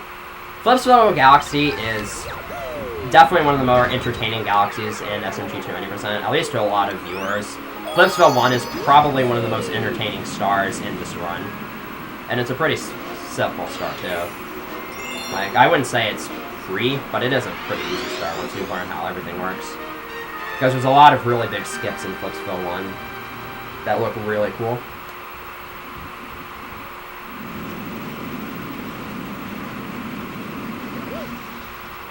Alright, so I got the jump cancel, but that doesn't matter because I have to wait for that guy. Just gonna kind of go along the roof here. We're gonna grab this comet medal, and now we're just gonna kind of long jump. And for whatever reason, gravity just kind of takes over, and we can land on this planet. And because I did that first skip, that actually allows me to do another skip here that's even bigger. Where I'm gonna backflip onto the slope and get some momentum from it. So I'm falling. You could go to that starshroom, but you can also just, you know, go straight to the boss planet, skip the entire level. So I tried a frame perfect ground pound there, but I hit Z a little too late. That's what I mentioned earlier by saying that frame perfect ground pounds are not easy. Yeah, so that strat isn't too difficult. It's relatively consistent once you figure it out. Anyways, so in Glamdozer here, the entire boss, the entire underside of Glamdozer is vulnerable, not just the target. So I can actually just wait underneath his chin, and then once he becomes vulnerable, I can ground pound, and I can then, and that'll just give me an extra hit, and it's a lot easier and a lot quicker than just waiting for him to walk underneath there. There we go.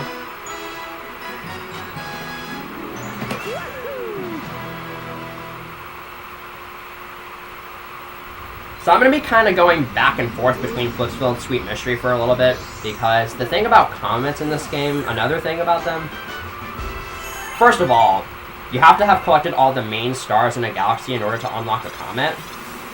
And Sweet Mystery only has one main star, it's just the first one that I got, but only now is the comet spawning, and that's because you have to have at least one star in between when you collect the last main star and when the comet spawns. So in this instance, by having Flipsville 1 be collected, I was able to spawn Sweet Mystery's comet by having that extra star in between. But I also have to get Flipsville 2, because then that'll meet the main star requirement for Flipsville's comet to be unlocked. And then I'll have Sweet Mystery comet as the star in between. Alright, so Flipsville 2 isn't nearly as flashy as Flipsville 1. But it's still really, really technical. All three stars in this galaxy are very technical. I'm going to go for a kind of a safe strat here. I'm going to try to bounce off this guy to get over this wall. Like that. You can just long jump straight to the launch star, but that's a lot safer and is only a couple seconds slower.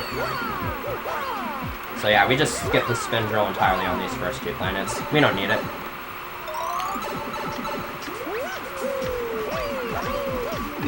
And right here, I'm pretty much on a cycle. it's half auto-scroller, half cycle-based for this room. And that first room that I did, where I long jumped and then wall kicked to get the spin drill, is probably the hardest part. So once I'm past that, I'm pretty much good to go.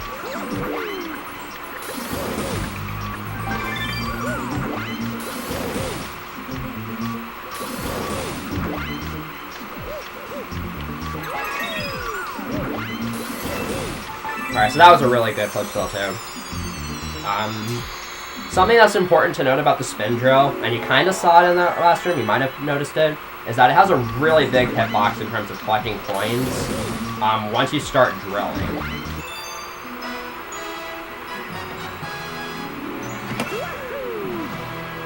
And so, I can actually collect coins from a pretty big radius around Mario once I start drilling, and that's going to be very, very important for Flipsville Comet.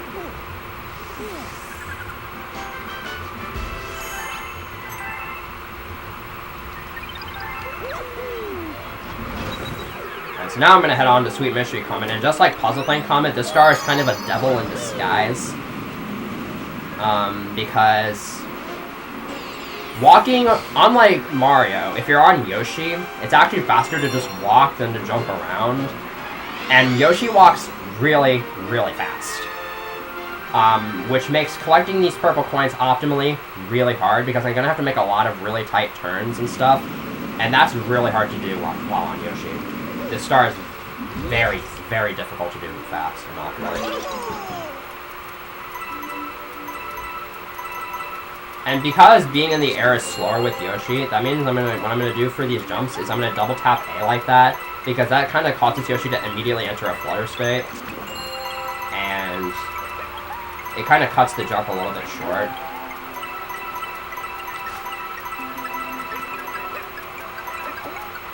Yeah, this star would be one of those ones that's good for donations because it's very, very straightforward. You don't even have to infinite flutter at all throughout this star. I mean, if you fall, then you're going to have to infinite flutter to try to save yourself. But hopefully that won't happen. It almost did there, but I think I was able to get caught on that ledge there.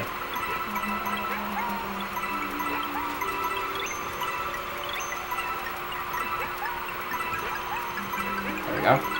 So I pretty much am bound by this clock cycle here. So provided I make that, I pretty much am guaranteed to get a really good time here. There we go. So that went really well, actually. I don't think I really missed any purple coins.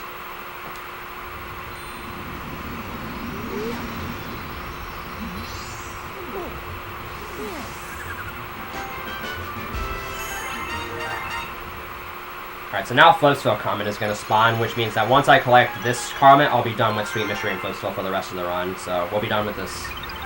We'll be done with this back and forth business in a little bit. Flipsville Comet is another really difficult purple coin star.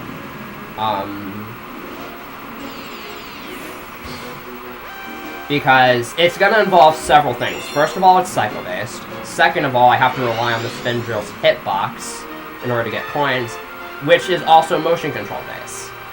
It's very, very hard to keep on the optimal cycle of this star. So this first room, once again, is probably the hardest room. So once I get past here, I should be good to go.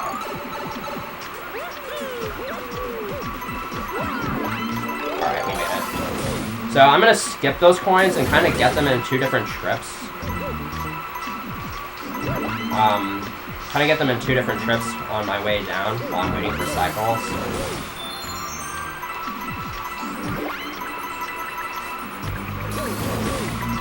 Like, here's trip number 1, I'm going to go over here. And then just spin drill to get that last coin. And because the hitbox is pretty huge, I can do stuff like this.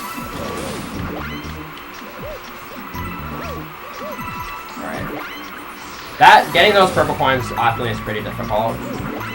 It's very easy to accidentally miss one, but fortunately I have a little bit of leeway because I actually wait for the room to turn down like that, which I don't think loses any time. It can't lose any more than a second. Alright, so that went perfectly pretty much.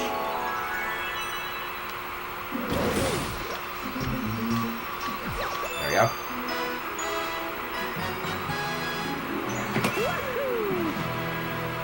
And now we're done with Sweet Mystery and Flipsville.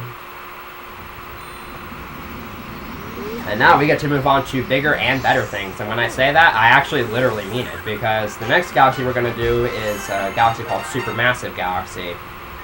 Which, if you remember Super Mario Bros. 3, you might remember that there's that giant world where Mario seems to have shrunken and everything is bigger. Or even in Super Mario 64, Tiny Huge Island. This galaxy kind of mirrors that. Kind of mirrors that idea. Because everything in this, almost everything in this galaxy is much, much bigger than normal. One thing I want to talk about right at the beginning here is I'm gonna turn the camera at the start. Earlier I mentioned that moving items only move when they're on camera. That means the pipe and the thwomps in this section are affected by whether or not they're on camera. So by turning the camera here, I'm actually setting up cycles. That is not good. Okay. Okay, so I kind of messed up there. Just gonna kind of do some backup movement there. So I'm a whole pipe cycle behind, unfortunately, but I'm gonna try to go for this little pipe jump here. Okay. So I use the upwards momentum of that pipe to kind of long jump all the way over there. It saves the equivalent of one thwomp cycle. But it's a really cool strat, and it's honestly not too difficult. Anyways, right here I can grab the spin drill and I can just kind of drill off the Goofus without even needing to worry about anything.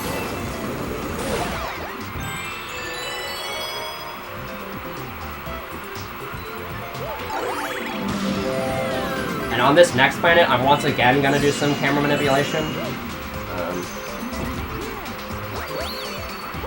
To affect the moving platforms up ahead. So those platforms over here are the ones I'm trying to affect. A long jump here, and that one will just spawn right where I need it to.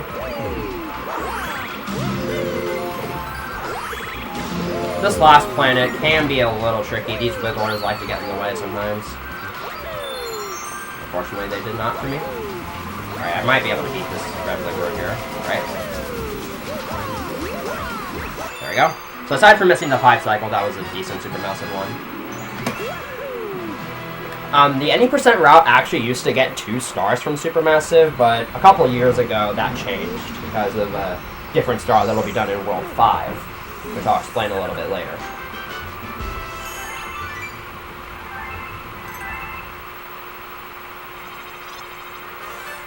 Alright, so I'm still good on common medals. I have 20, which is exactly what I need, and I know I have 20 because Bowser Jr.'s Fiery Flotilla Comet just spawned, and that requires 20 common medals.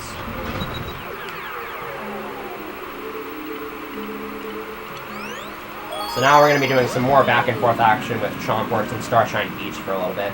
Chompworks is kind of a slow galaxy. I mean, this first star is around 2 minutes, and it's mostly just auto-scrollers, but the thing is Chompworks 2 and Chompworks Comet are pretty fast stars. And so it's worth it to get this one. And there's some ways you can speed the star up too. Right here I'm going to go for a kind of precise strat at the start. I'm going to try to run up the edge of the slope. And that's a lot more precise than you think it is. You have to have very good positioning for that to work. So I should be able to make this chomp cycle. I think I did. Okay, I'm going to stun this. Okay, I tried to stun that off Timbo. Unfortunately, I'm going to have to grab a coin from that. Because this launch star is going to let me take me right into that coin. By long jumping into that launch star, I actually land, and I didn't have to deal with a landing animation. That only works if you do a long jump into the launch star. And right here, this is a strat that I believe was found by Nemi, 43, who used to hold the world record for this game until Valor111 came along. He's the current world record holder. I'm currently 3rd place. But I'm planning on eventually going for world record soon. So that strat that I did there, you kind of touch the left edge of that seesaw, and normally you're going to have to wait an extra chomp cycle there, but by touching the left edge of the seesaw like that, the chomp is able to make it on without breaking. Unfortunately, you can't make that early chomp cycle, at least with one player. If you use a second player, you can have the second player stop the chomp in place and then lower this platform and then make it on without having to let it break. But I'm not using GB, so I'll just deal with it.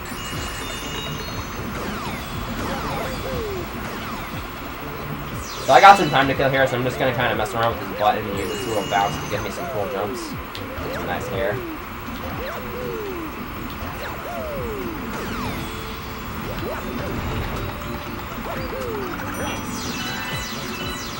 Alright, I'm going to try to be right where the star is when I... Oh, I unfortunately got hit at the last second there. I think I might still be able to grab the star? No. Okay. Other than that, that was a perfect Chompworks one.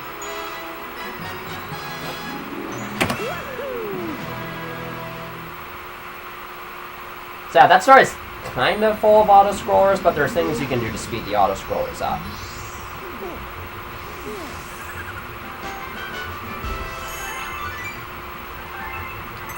Excuse me one second.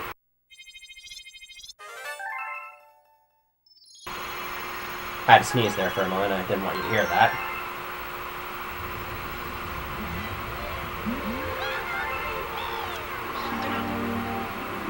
Alright, so we got a Mail Toad letter there. I'll be doing that star later on. There are some events in this game that will give me Mail Toad letters. There's a few stars throughout the run that do that. Some are things I'll do, some are things I won't do. It just depends.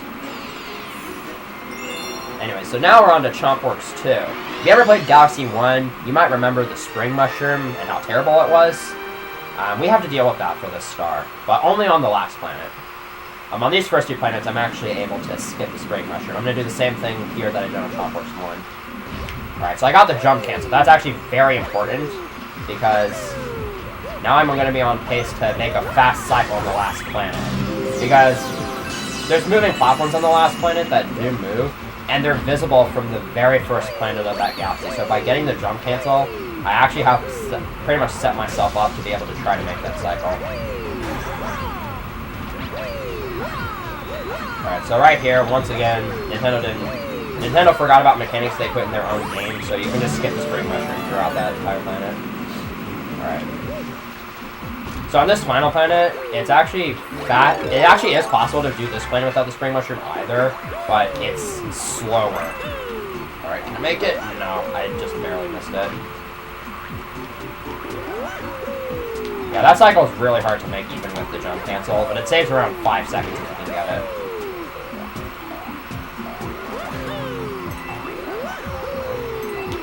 There we go.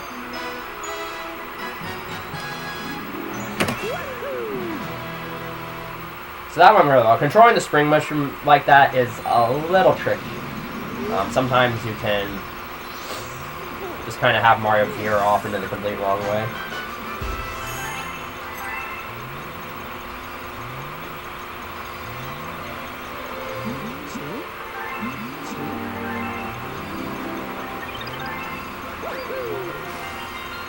So we're going to be heading back to Chompworks in a little bit, but for now, it's time to move on to Starshine Beach Galaxy, which is, if I can even get there. This galaxy is kind of cool. It's kind of a tribute slash throwback slash, I don't know, to Mario Sunshine, which we just saw at AGDQ 2018 by Trey. There's a lot of references to SMS in this level.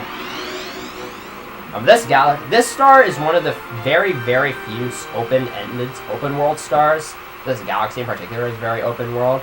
The silver stars are kind of spread out in this entire area, and we get Yoshi for pretty much the entire star. So there's a lot of really cool methods to get from one silver star to the next. There's a couple of infinite flutters here and there.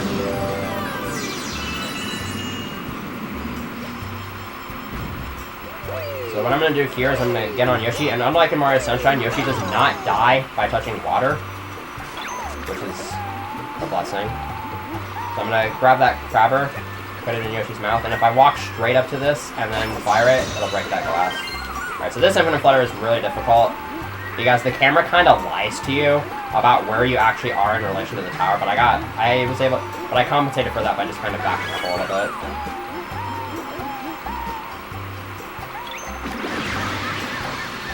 We also have the dash pepper, which allows us to actually run on shallow water. Alright, so I unfortunately had to run out of water, so I'm just going to flutter over to the final dash pepper. gonna go for kind of a cool dismount here. I didn't make it. Yeah, I tried to do a dismount into that glass silver star, but it can be a little fickle.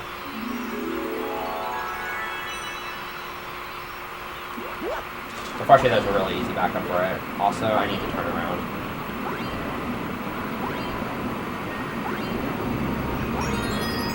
So I gotta get that Comet Medal, because the Comet Star for this galaxy is really, really fast. And I can just, again, infinite flutter to the star. Typically, whenever I'm on Yoshi and I can infinite flutter, I'm going to infinite flutter because, again, it's just so fast to move around that way with Yoshi.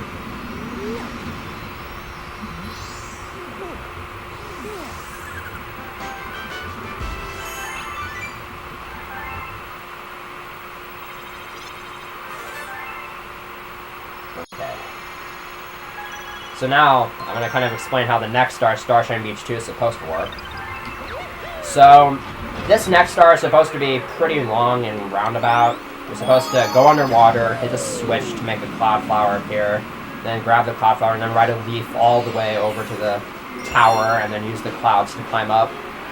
But instead, I'm going to use my good friend Chuckster to kind of throw me up high enough to reach the highest cloud of that tower.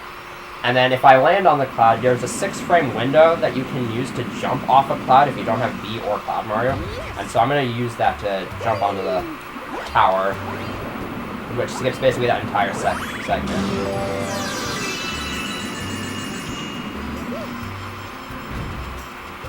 we're just going to kind of long jump all the way over there. I am going to be turning the camera at a few points throughout here to manipulate the timing of the clouds up ahead. Like right here.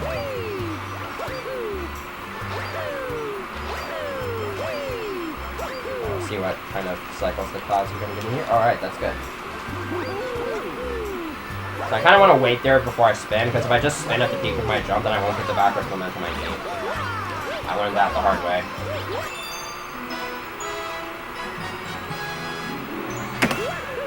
So we got that skip first try. The 6-frame window is around 1/10 of a second, again, because this game is 60 FPS. It sounds really hard, but it actually isn't. It's a really easy skip to learn. It's really easy once you figure it out. And even if you miss the jump off the cloud, you can still back it up by wall jumping back onto the cloud and then trying again. And yeah, I don't even think you need to jump off the cloud. You can just get a really high spin and then wall jump.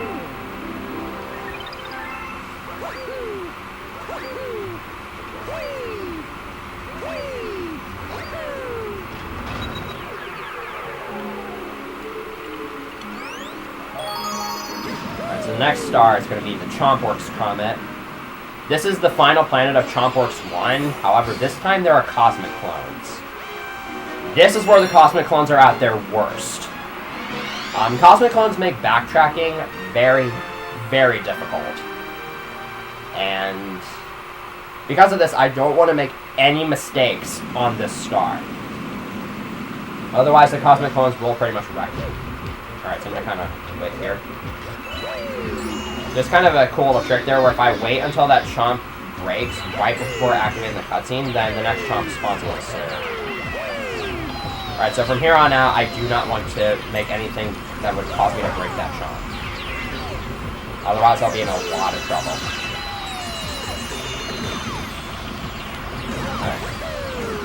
So because there's a lot of Cosmic Clones, and it's really hard to kind of keep them all in control, I'm going to just crawl here just so I slow them all down and keep them all together.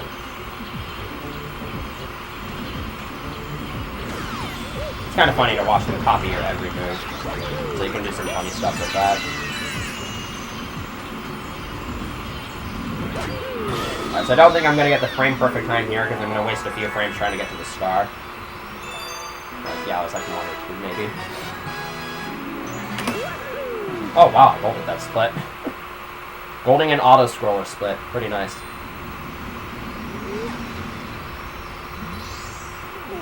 Anyways. Wow, I was only 0.23 off the IL world record, which is 51.2. And it's held by, I don't know how many people. Alright.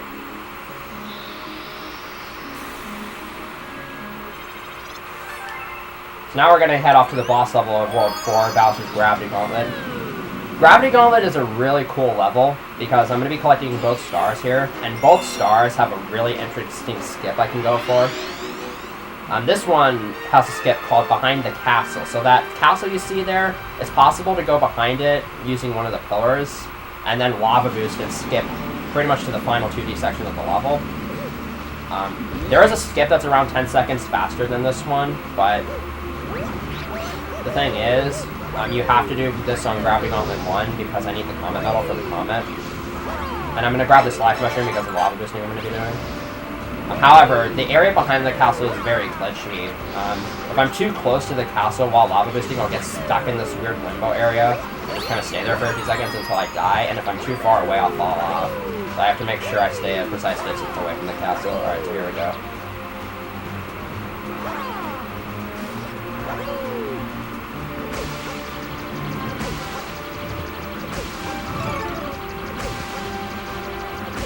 Alright, that should be good. That's good. Right over here, I'm gonna kill this Goomba. That Goomba has killed me before. We don't talk about that. Alright. So I was able to get that skip, which is really nice. It wasn't shown at AGDQ 2017. Balu accidentally messed it up. He was a bit too far away, so he fell off. So I'm hoping I can redeem the skip.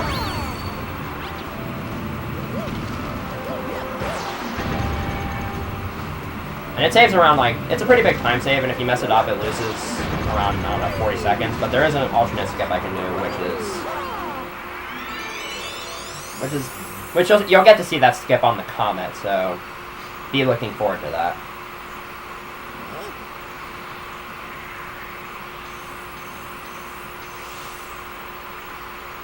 Alright, so now we're going to do the Bowser's Gravity Gauntlet fight.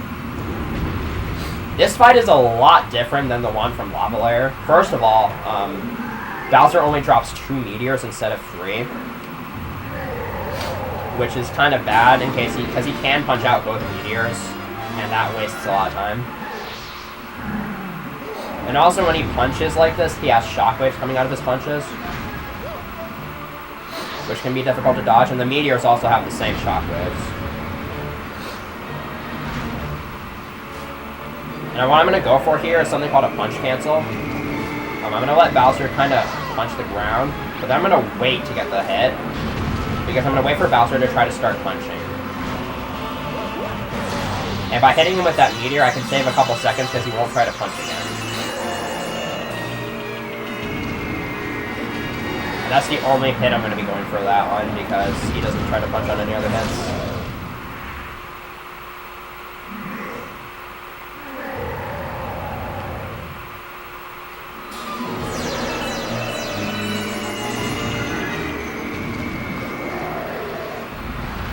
The rest of this fight is pretty similar to the one from Lava Lair, with the exception of the 2 meteors and the shockwaves and all.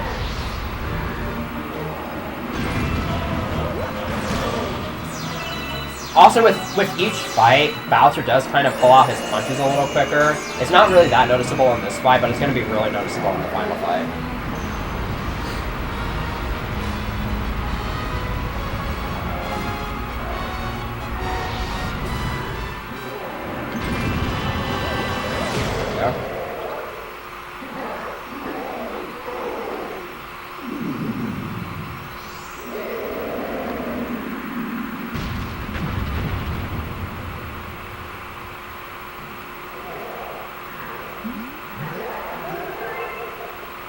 Now, once again, just like in Lava Lair, Bowser's just going to kind of disappear, and then he's going to give us the opportunity to grab the Grand Star.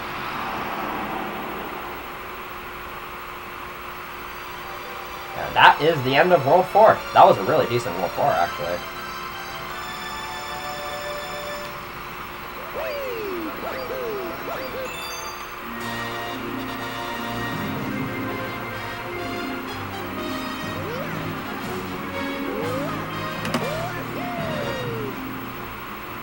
So we're not entirely like 4/6 of the way through the game, or I guess if you were to simplify it, it would be, what would that be, 2/3? We're not entirely at that point yet, but we're close. Because we do have only 2 worlds left to finish. But we still have what is it? I think it's 29 more stars. Yeah, 29.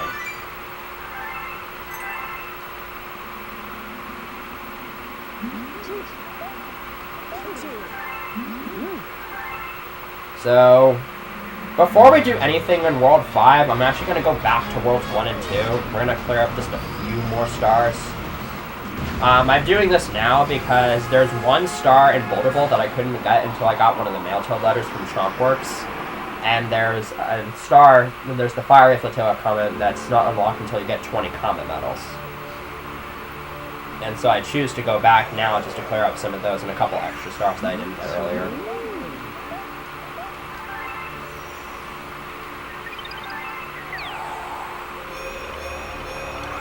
So we're going to start by doing the Hightail Falls Comet.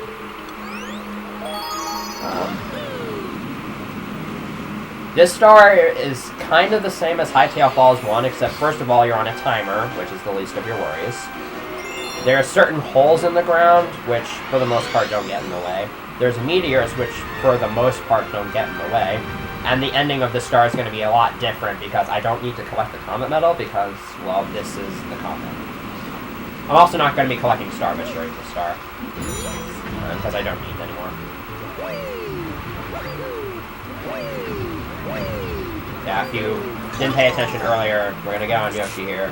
We're going to grab this dashed pepper because it makes Yoshi go fast, and we need it to go up that slope. It's actually possible to complete Hightail Falls 1 and even this star without using a single dash pepper, but it's obviously really slow. The camera kind of behaves a little bit weirdly on Hightail Falls Comet, especially on this planet. Okay. It's very... I got past that part 2 for 2. It's very, very easy to bump into a wall there, and you fall all the way down as soon as you bump into a wall. So I'm going to try to go for some of those big jumps that I didn't get earlier. I don't normally do them on this star, but yeah, there we go. Alright, so I'm going to actually take the launch star this time, because there's a big jump I'm going to go for here. I'm going to try to see if I can get this here. Alright. Okay, so I had to ditch Yoshi there, unfortunately, because I had, like, almost no control over my momentum. Yeah, for whatever reason, if you jump at the very edge of that wall,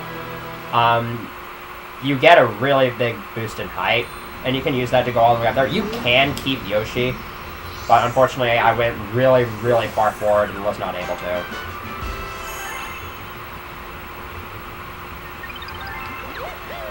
Alright. So earlier I brought up how there's very, very little major RNG in this run. This is probably the biggest RNG heavy star in the entire run, and it's bad.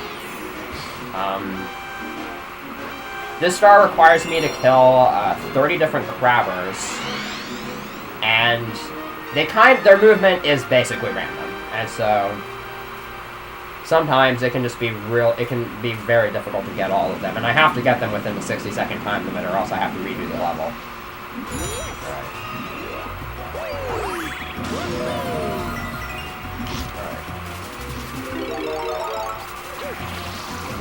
So basically my only real strategy here is just kind of go down left, and I only got 4 from that, which is really bad.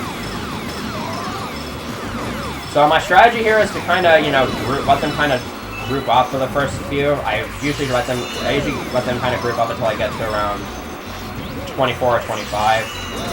I think I have all the blue crabbers now, which is really good. Those blue crabbers are by far the most annoying. And then once I get to this number, I can just kind of start focusing on the individual ones. There's one more, just right there. Alright, so that went decently well. Another thing I haven't mentioned until just now is I'm canceling Rock Mario early by doing the same inputs for a ground pound, which is just pressing A and then Z. The game never tells you can do that. So whether it's a glitch or just something they forgot to mention, it's unknown. But we can abuse that. It allows us to stop a lot earlier and makes that star a lot easier. Also, you actually need 5,000 star bits for this route, so I was cutting it a little short by getting 4,850 from the Bang Toad. But you get 150 star bits from Mail Toad letters, because there's 3 of them that give you 50 each. so that's how we get to 5,000. Typically, a lot of runners will try to fall a little short and then get started from one of those extra levels. I choose not to do that. Alright, so now I'm going back. I'm going to do the Boulder Bowl letter that I got earlier. On this star, I'm actually going to be able to demonstrate Boulder Bowl 1 skip without Rock Mario, which, as I said earlier, is a lot easier because you don't really have to set it up. Although this jump is pretty difficult. There we go.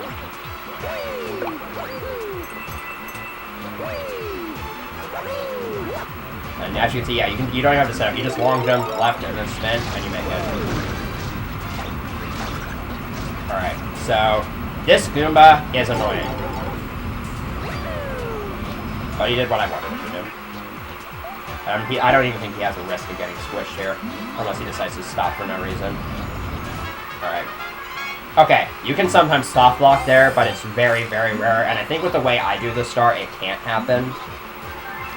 But it has happened to a couple of other people. So anyways, that Goomba is really annoying because if he gets squished, it's possible for him to get squished by the boulders or the chain chomps. And if he does, then you have only 2 Goombas, and so if both of them die, you have to redo the level, basically. And the Goombas behave how they want to behave. You want them to do what you want them to do, but they can sometimes just go the complete wrong direction.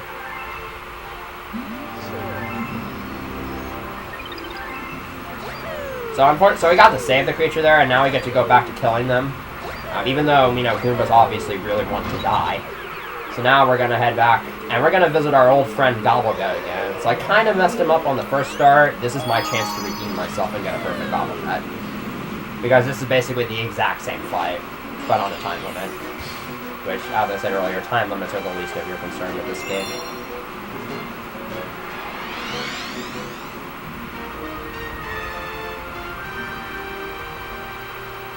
So on the last star, I did kind of turn around a little early, which kind of messed me up for the last hit, so let's see if I can pull off a perfect Gobblegut this time.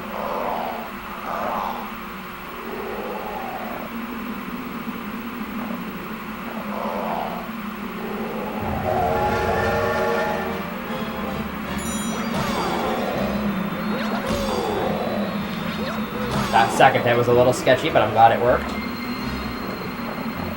Now I got the second phase. This is personally the harder of the 2 phases for me. Alright. I kind of long jump late there just so that Mario gets a little bit more airtime. Alright, there we go. That's a perfect Gobblegut.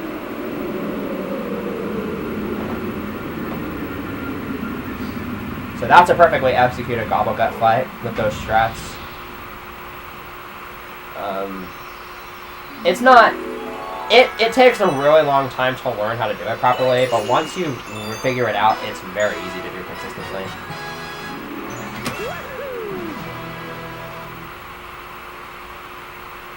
And thankfully, we don't ever have to fight the fiery version of Gobblegut in any percent, which is in the Battle Belt Galaxy. I'll go into more about Battle Belt when I get to World 6.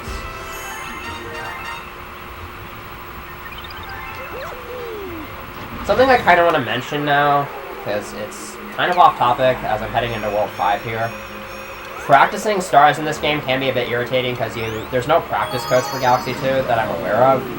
And so you kind of have to, you know, you basically just have to exit the level, come back to it, and then watch all the Typically you have to watch the cutscenes so that the platforms are on the same cycles that they normally would be. And then it can take up to around 30 seconds in between levels. And right here I have to let this flying cutscene play so I can get that launch star hit right away. Okay, so here's Space Storm 1. This is another pretty just movement intensive level. This planet right here is very, very hard to pull off optimally, but with the strats I use, I think it's a little slower with the strats I use, but it's still really consistent.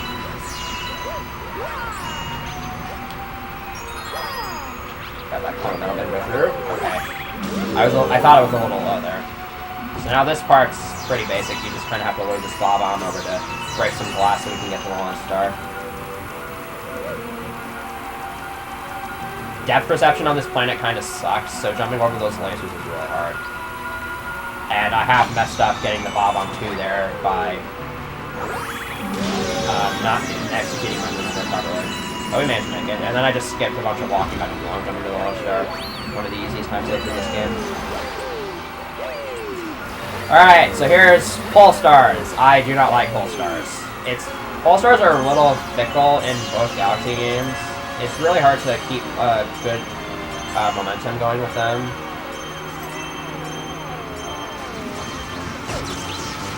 That went alright though.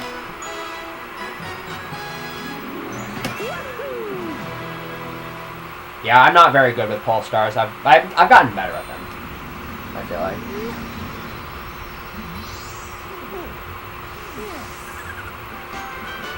Yeah, sub 120 is really good for that star. And now that we've done Space Storm 1, that's another star that we're actually required to get in order to do any percent. There's no way to skip it. Because that star is what grants us access to the rest of World 5, and there's no alternate star we can get at this point. Anyways, earlier I mentioned a star that takes around 28 seconds if done optimally, and that is Space Storm 2. This star is very, very fast. You're supposed to go through that entire planet, go past all those cannon shooting bubbles, hit the switches that slow down time. I'm going to try to make it through this without hitting any of those switches. But getting this strat optimally is pretty difficult. Alright, I didn't get wrecked by that amp, so we're already off to a really good start here.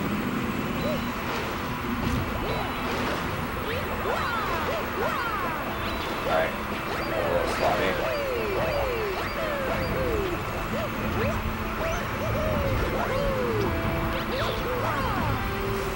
Okay, so I was trying to wall jump onto that, one of those blue platforms that was moving, but the timing for that could be very tricky. I kind of got interrupted by one of those platforms, but I was able to back that up really quickly, and then I skipped the top man fights just by triple jumping up to the star.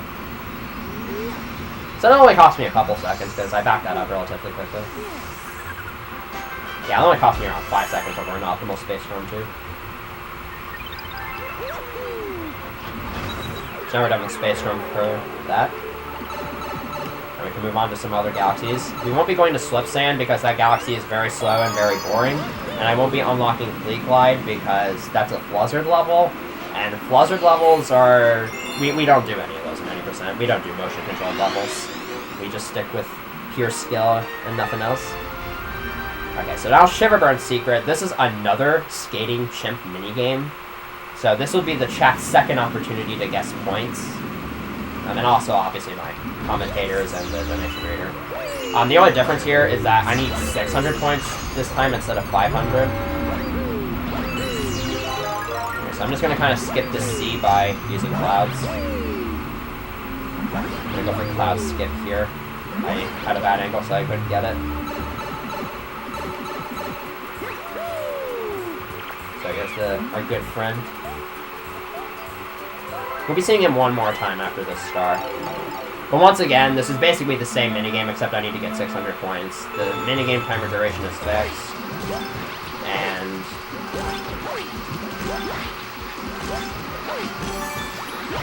I need to... The patterns are still the same as they would be in Shiverburn and the Freezy Plague Secret, but...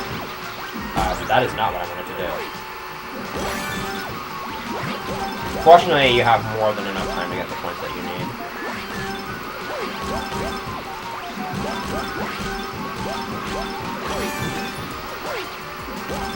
Alright.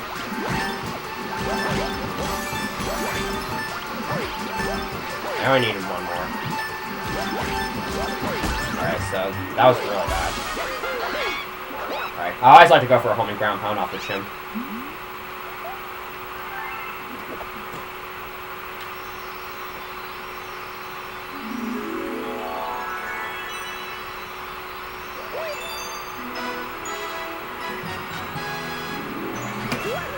So thankfully I was able to do that. If you do fail that minigame, you just have to redo it. So that would be like 50 seconds lost. Probably more than that, actually.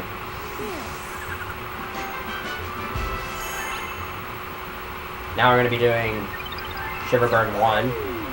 And this is another star that has a really big skip you can do. So what I'm going to do here is there's a planet, the second planet of the galaxy is right behind the starting point, and by using clouds you can actually reach it. But it only really saves time if you get to the last part of the planet, because it kind of circles around. So I'm going to try to be really low in order to get to the second part of the planet. And this strat that I'm doing here to do it is very, very challenging. So I need very good timing from those long jumps there. Because the thing is, when you long jump from the cloud, you want to long jump from the center of it, and as it's bouncing. And you want to do it with the cloud cancel because, for whatever reason, when you do that, Mario gains a lot of speed in midair with a long jump when he's Cloud Mario. So here I'm turning the camera because I'm going to manipulate the timing of these icicles up ahead.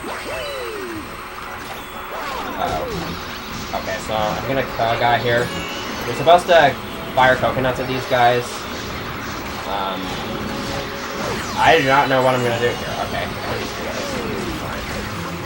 so that only cost me a cycle there. I don't know how much time that actually lost me.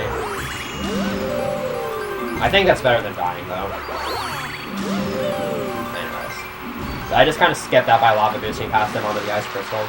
And here's, I think its name is Prince Bacante. This boss has an interesting strat that I'm going to go for that requires no RNG, unlike the fastest strat. And it's barely slow. So I'm actually going to skip that first coconut intentionally. You have to fire those back at him to hit him. And I'm going to hit this one kind of late. So what I'm setting him up to do is that if he's on that side of the battlefield during the second or third hits, he'll do this upwards firing attack that you can use to speed up the fight, but it's very, very random. And this method is barely slower and requires no RNG.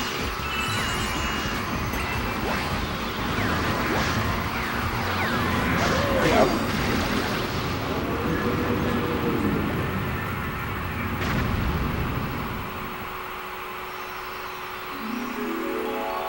That's Shiverburn 1.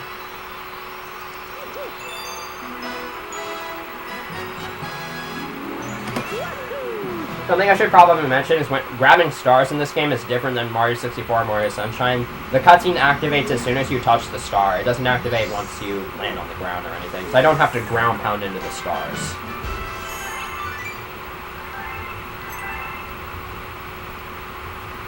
So here's my final mail toad letter for Starbits. I think this is the second to last mail toad letter in the run that I end up getting. Okay, so the next galaxy is Upside Dizzy. This is kind of the sequel level to Right Side Down from earlier. It's kind of the same principle. You have those arrows that dictate the direction of gravity for that section. This level is a bit more confusing, and this first star is very, very, very movement intensive. It's very difficult to perform everything here optimally. And this hallway that you see right here, probably the most awkward hallway in speedrunning. But we've got some cool movement at the start here. Also, oh, normally Luigi's there.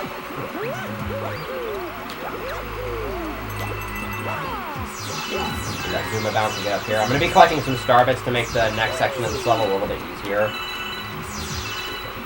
So by long jumping into that gravity field, I got a huge amount of momentum for some reason.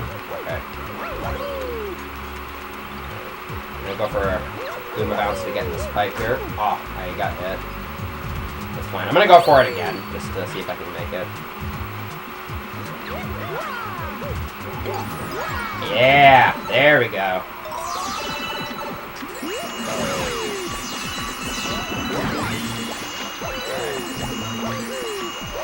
So provided that that first part goes well, I'm usually on pace here to not completely fail here. Alright, so that guy's annoying, so I stopped to wait for him, because he can easily hit you. Alright, so that second room was done perfectly. With the strats I use anyways. Other than missing that Goomba bounce once, I think that went alright. That showed off the level pretty well.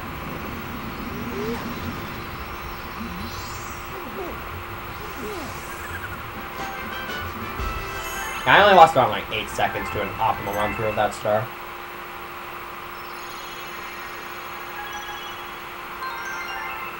Okay, so I'm gonna do the secret star next, and this is kind of this.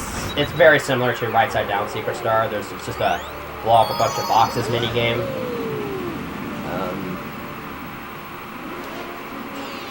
This one's a lot easier, and I'll explain why once I get there. I have to do that beginning movement again.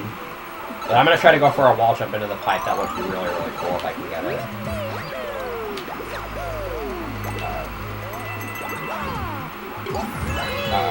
Okay, I'm going to wait there. If I had waited, that platform probably would have crushed me. And getting crushed in this game is a one-hit kill. It doesn't matter how much health you have. Like, if you get crushed in this game, you're dead no matter what. So I try to avoid it there. And you can get crushed sideways, too, unlike in the, SM64. So I decided to be a little careful there. Okay, so in this box mini game, you don't have as many weird angles to throw it at. And there's also... the boxes are a bit more tightly packed together, so it's a lot easier to get them quickly. I usually aim for around an 8 on the clock.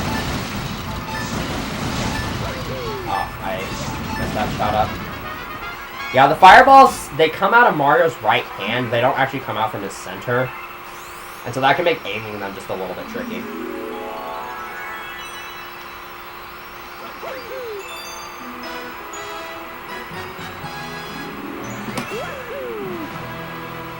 Oh, we made it through that alright. That was a decent upside dizzy.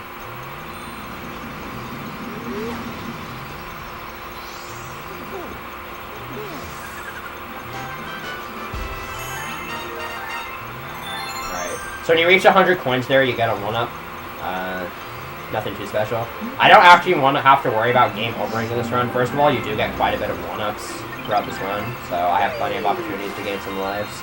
And even if I do game over, which never happens, the game auto-saves after every star, so I wouldn't lose all my progress or anything. And even if I were to somehow soft block during the run, the game auto-saves, so I would just have to reset and re-continue from where I was. Anyway, so now we're on to Boom Moon. Boom Moon Secret is a relatively simple level. It's mostly auto-scrollers. There's a couple of strats I can do, though, to speed some of the auto-scrollers up. Something worth mentioning is on this first planet, it's only faster to long jump at the beginning and the start and the end of it. Everywhere else, you're just losing time. You got the planet is slightly curved. So I'm going to kind of go for a risky long jump here. Once this snake block reaches the end of this turn here, I'm going to long jump from here straight to this checkpoint platform. And that jump is a little tight, but it's not terrible. And I don't actually know if it saves time over what most runners go for. I think it's around even. We're going to kind of long jump from that snake block to this one. Now I just kind of have to ride this next snake block for a little while. I'm actually going to be getting the Secret Star in Boom Moon first. I'm also going to be collecting Boom Moon 1.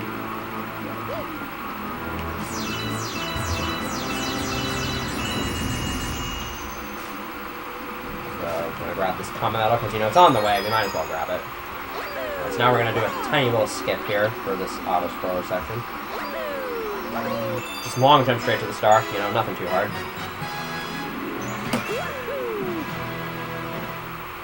That skip actually makes that star easier, because otherwise you have to deal with the very, very annoying Octoboost. And that snake block is really fast, so it's very easy to fall behind and just die.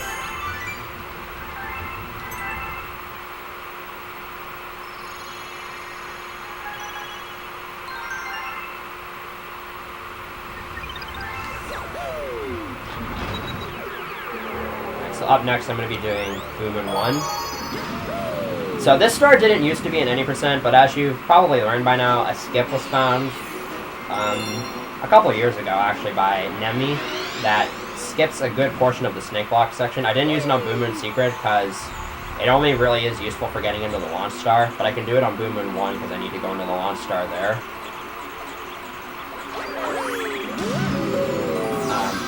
And it saves around 10 seconds, I think, if you get it. And it makes this star faster than Supermassive Secret Star for any percent. I kind of cut it a little closer with that one boom. One of my PBs actually died to that star. I actually died to that jump, but it died by sinking into the quicksand, but I was able to grab the checkpoint while sinking in, so it worked. Anyway, so I'm going to activate the gravity field of that section, head over here, and then if I jump and wall jump, I'll be on the side of the snake block, so I just long jump off, spin, and enter the launch star.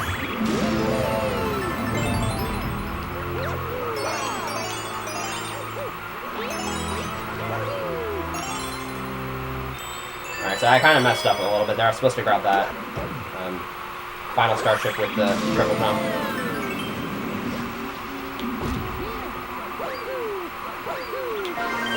So this last planet is just the simple silver stars where you hit that button to make this little section transform.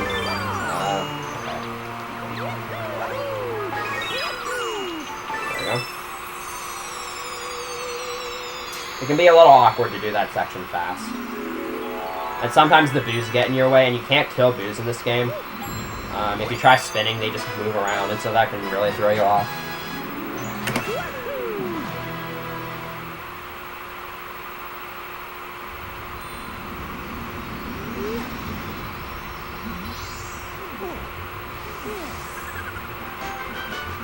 We got one more star, and then we're going to be doing the boss level of this world.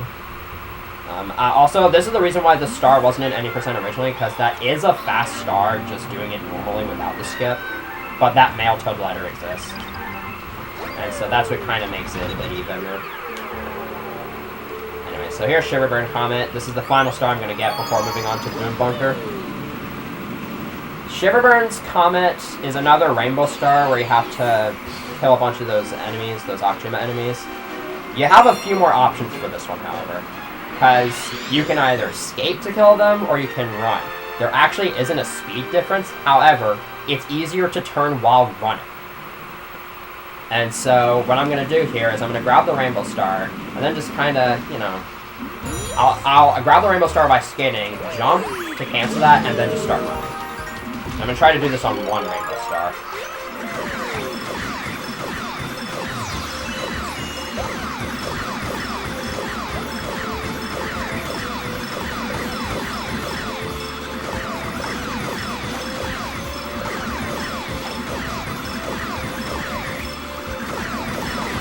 Alright, that was perfect.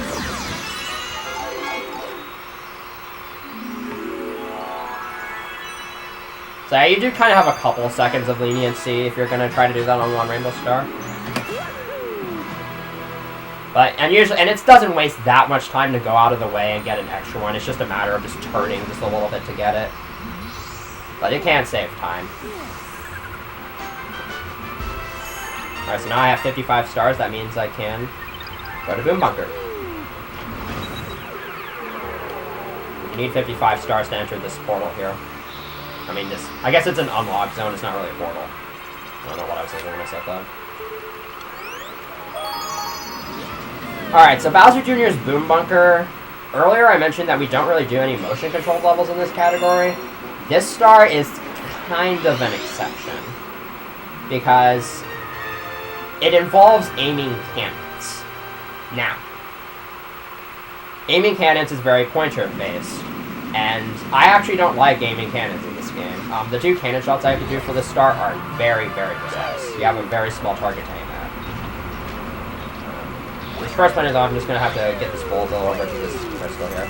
And then after that I got a very tight cannon shot to make. It's a very, very small target to aim at. I think that should be it. Yeah, I just aim at that boomerang bro's face. And then I can do some movement to get that other boomerang bro out of there. This next cannon shot is also just a little bit precise, but it's not that bad. I'm going to aim at this cloud flower here and wait until the platform underneath it moves out, and then fire. That was actually really fast. But I was, ooh, I even managed to grab the cloud flower to fly, and I didn't get a landing animation. That's never happened before. I'm going to try a frame perfect ground pound here, or not, because I didn't get... If I get enough momentum there, I usually go for a frame perfect ground pound there, which is even harder as Cloud Mario, because if you don't get it, then you make a cloud.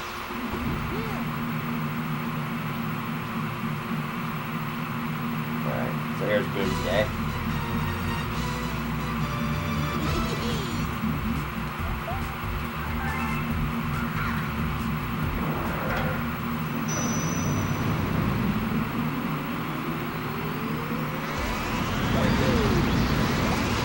So Boomsday is notorious because it can either be really easy. It can either be a really easy fight, or you mess one thing up, and all of a sudden, there goes like 20 seconds. All right, I got one of the frame perfect ground pounds, which is nice. This second phase, you might remember my HRDQ run and killed me. Let's see if I can redeem myself.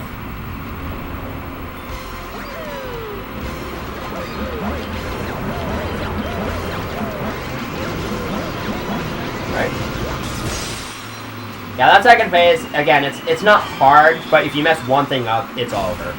You're basically guaranteed to lose around 20 seconds.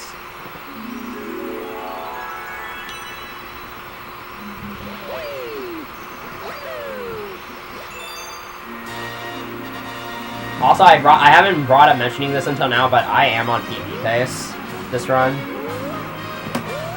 I didn't want to bring it up until now, but no PB pace matters until you get past Gravity Gauntlet Comet for me. Like, no PB pace is safe. World 6 is up next. This is definitely the longest world in 90%. It's around 40 minutes on average. Not only it's long mainly because you have to get a lot of stars in this world. You get around 15, I think. And not only do you get some stars in World 6, you also go back to earlier worlds and clean up some more comets. And the final split of this run is 8 minutes long, so that's a good chunk of that time already.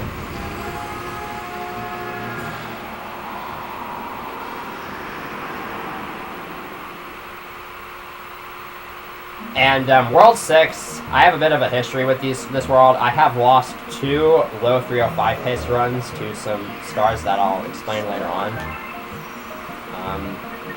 To mistakes that cost me multiple minutes on them. I'm going to hope that doesn't happen here. I mean, it doesn't matter if this run PBs or not. I'm just doing a reset list to show off the game. Alright, so now first star, Melty Monster 1. Very difficult star for me. These tornadoes that you saw on that planet there are on global cycles from the start of the stage. So if I don't make this tornado cycle, I can lose a good chunk of time. And not only that, it is very easy to die in the star. And the optimal route that I do here gets only 1 checkpoint. And it's going to be right at the beginning of this next planet here.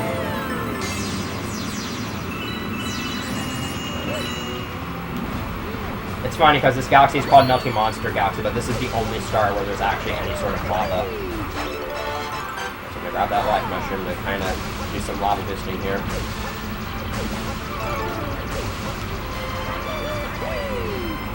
Alright, so I made the tornado cycle. But this comes at the cost that I don't get that checkpoint, and so if I die on this final set of planets, that's pretty rough. But luckily I'm going into this with 2 HP. Which is always a good thing. So I'm gonna go for a cool long jump at the start of this planet here. I might have messed it up. Okay, I messed it up, kinda. I think I switched from down left to left a bit too early. I'm gonna get a couple points in here to be safe.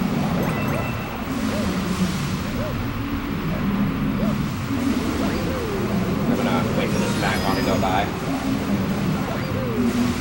Try to do it back over the planet. This section is really awkward because each of these planets has their own gravity. And so it can be very easy to just get thrown all over the place by these planets, but I think I handled it alright. And these magmas are really annoying also.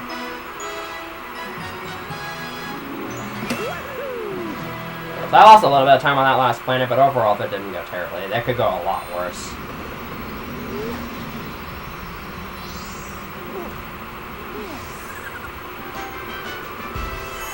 I only lost like 9 seconds to my best ever Melty Monster 1.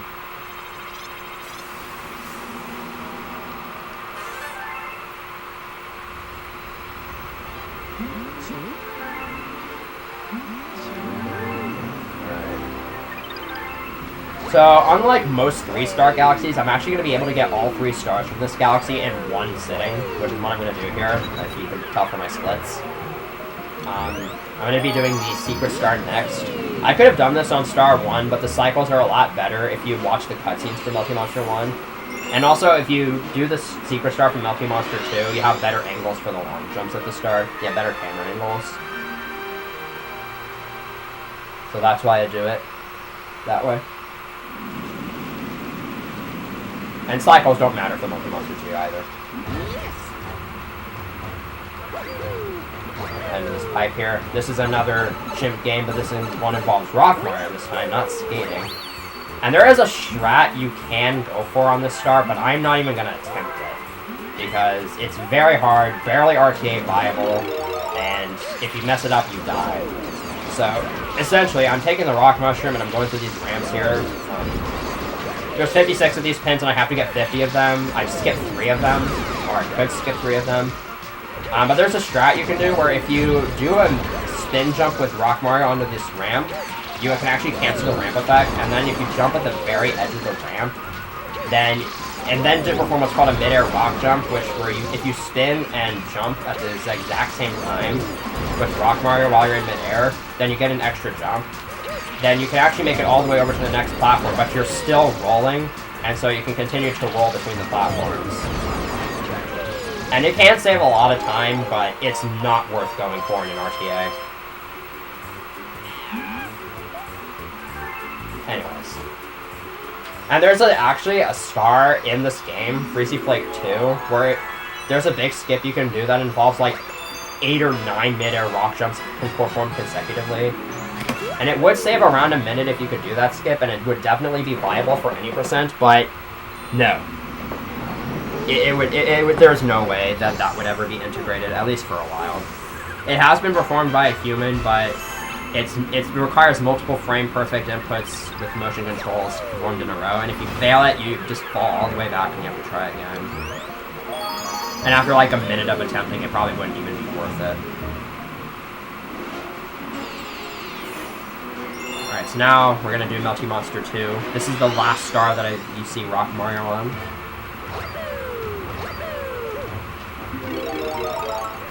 A thing I want to mention is that once I take those ramps, I actually can't stop.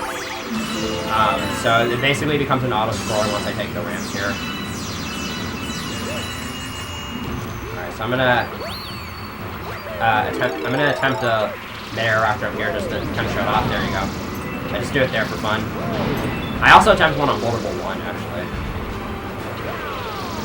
So I'm just going to kind of roll along here. You can farm star bets on this level if you're low on them, but I choose not to. I try to get rid of them. Which is a bit more, it's easier said than done.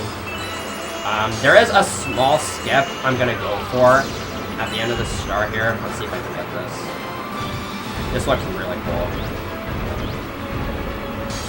Alright, I barely got it.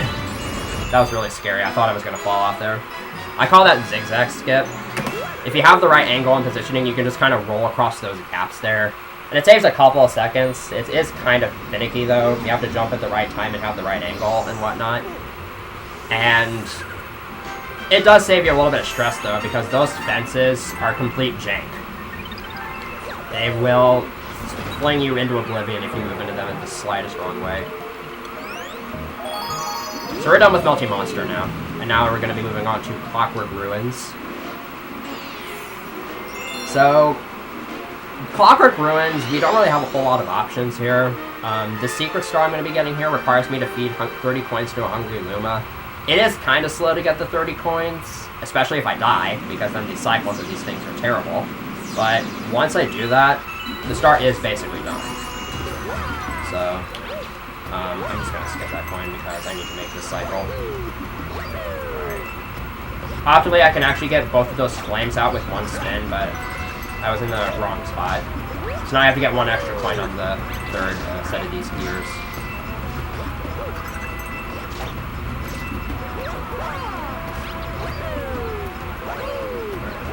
Right here, I'm going to look in first-person mode ahead for a little bit, just so I can advance the cycles of the platform up ahead, which can save a couple of seconds.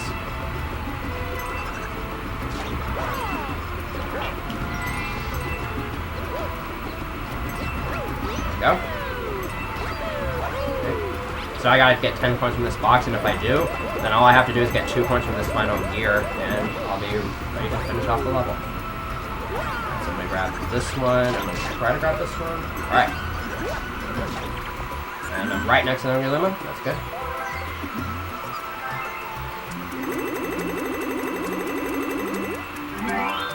So this next planet is another one of those planets where there's a bunch of hammers and you have to hit more switches to slow down time, but fortunately, there's a very easy triple jump wall kick I can do that will skip all of that.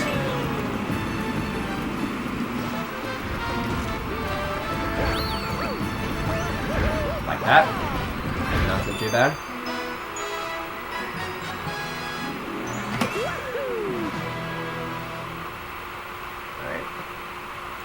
So, that star is kind of slow, but the good news is because I get that star, it actually gives me access to the next galaxy in World 6, which is Throwback Galaxy. So, you might recognize this level if you ever played Super Mario 64 as a kid. This galaxy is actually based off of Whomp's Fortress from Super Mario 64, and so it can lead to some pretty good memes. We'll probably be making a lot of jokes at the couch during the part. Okay, I just tried to click on that space even though I had no access to it. And this first star is actually based off of the first star from Whomp's Fortress in SM64, and the Comet Medal is actually where the Shoot Me the Wild Roots star is in SM64, which is a very nice throwback. Get it? Because it's named Throwback? I'm not funny. So, the movement in this isn't nearly as optimal or cruel as it is in SM64, but it'll still be pretty cool. So yeah, this is my best Cheezo 5 impersonation, if you must say that. Over here. Triple jump, spin. Let's get up here.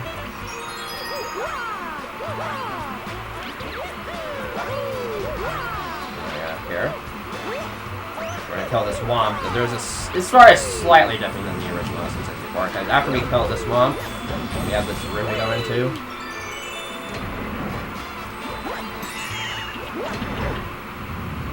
And now we gotta face off against the big man himself. This guy has killed me twice on 305 face, so we're gonna hope that that doesn't happen here, but here's one thing. He has the same dialogue that he does in SM64, which is very nice. And the ground pound glitch doesn't work, obviously, so we kind of have to fight him as intended. Also, these Wimples, I swear, they are terrible. Alright. They're not as bad on that face, though, because there's only 3 of them, and they usually all die really quickly. But they're at their worst on this phase, because there's 5 of them. And also, King Whomp kind of jumps around on this phase. And he stuns Mario in place if you happen to... Alright, so that Wimple's gonna die. And I tried to backflip a little late. I tried to jump there. If you time a jump correctly there, you can get this really, really high jump that is completely useless, but it looks really cool. And it wastes no time to do it. Alright, so that went well.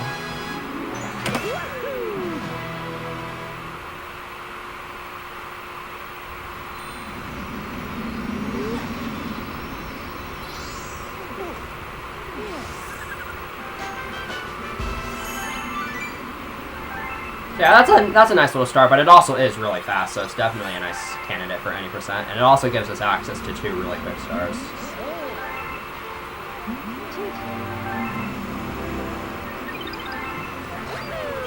Now, in terms of like nostalgia and actually giving us a throwback to SM64, this next star is kind of lame. It's a Silver Stars mission, and you might think, oh, they're just going to place the Silver Stars in red coin locations. That would be cool, right? Nah, they don't do that for this star. They just threw them all over the level and gave you Pot Mario. But there are some cool movement here and there, so I'll try and give this star a pretty decent showing.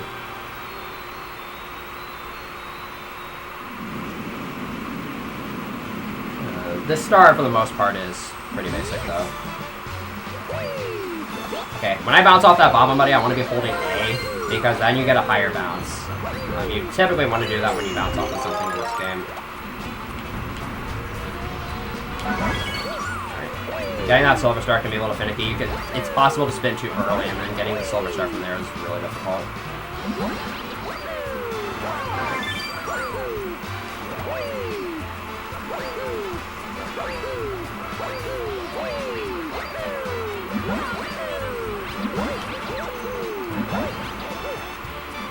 thought I was going to be able to short that jump there.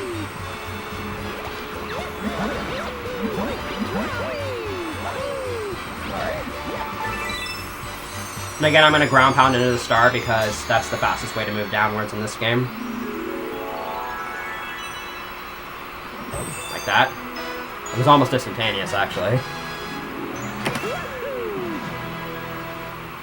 Okay. So now I'm going to be heading off to the Flash Black Galaxy, which requires 1,800 star bits to unlock. And this is probably the biggest galaxy you want to go to for Hungry Limit Galaxies, because the top route contains a galaxy called Battle Belt. And Battle Belt's gimmick is, it's just a bunch of planets with a bunch of enemies on it, which is it's a unique feature, I guess, but it's really slow and no one wants to do it, especially 90%, where we don't have to do it. So this route basically came down to what can you do to avoid Battle Belt. And the best way is to just go through the spawn path. And in my non-bank toad route that I have for this game, I actually do, one of the Hungry Limit Galaxies I unlock is Flash Black, just because no one wants to do Battle Belt at 90%.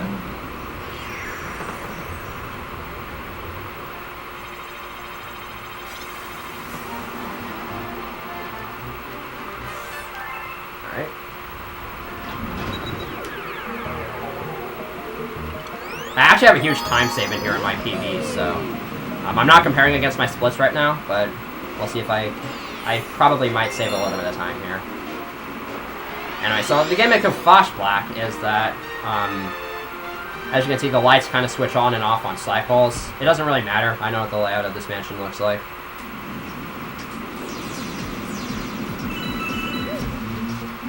And we also get Yoshi for the star for the first time in a while. So, that's fun. We don't really do a whole lot of infinite fluttering here, though. We just kind of use the one fruit. I'm grabbing some star bits here in case I need to shoot down a Goomba near the top of the stage. A pair of Goomba, like these guys right here. You can stall the blimp fruit in midair using the A button, which I didn't have to do here, but you can do it sometimes. Also, full movement, potentially, coming up. Okay, I thought I was a little early there. I came up with that movement on my own and it looks really cool. And I think it's definitely faster. Alright. This last planet is pretty straightforward, although because it's hard, you can't really see. It is very easy to die here. If you don't know what you're doing.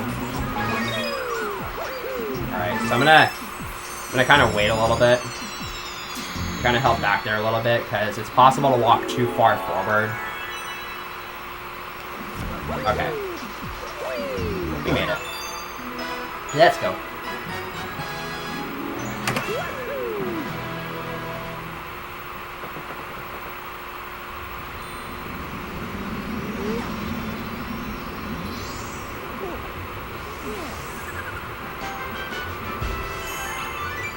So now I only have one more common medal to get.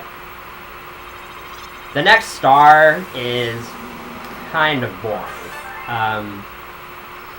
So, as mentioned earlier that going through the spawning route is better than just doing Battle Belt. This star is kind of slow though. It's around 2 minutes of basically just using the shell underwater and nothing else. Thankfully though, that means that this star is a really good time for donations. And I think actually in terms of individual level time, this star is still faster than Battle Belt 1 is Mario. And it's a lot easier to do fast because it's so simple.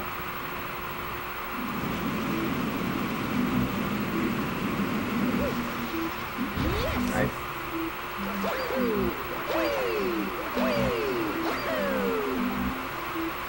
Alright, I got that slip boost. That slip boost is pretty good. If you missed that one, then you have to do what I like to call the slide of shame. Now we get the shell, and we just kind of move forward. So like I said, this isn't probably usually a really good time for donations, but I actually do want to kind of use this time right now to explain how the comet situation is going to work for the rest of this run. Because I'm going to be collecting 2 comets from World 3, 2 comets from World 4, and then 2 comets from World 6 after this star, and that'll get me to 70 stars, which means I'll get to Bowser's Galaxy Generator. But the first comet I'm going to collect is Honey Hall's Comet. Now, keep in mind, comets will unlock in the order that comet medals are spawned. Like, okay, comets will unlock in the order from least amount of comet medals required to most. So, Throwback and Flash Black require less comet medals than Beat Block and Gravity Gauntlet. So they will be, because of the way my star order works, they will be prioritized first in the comet unlocking process.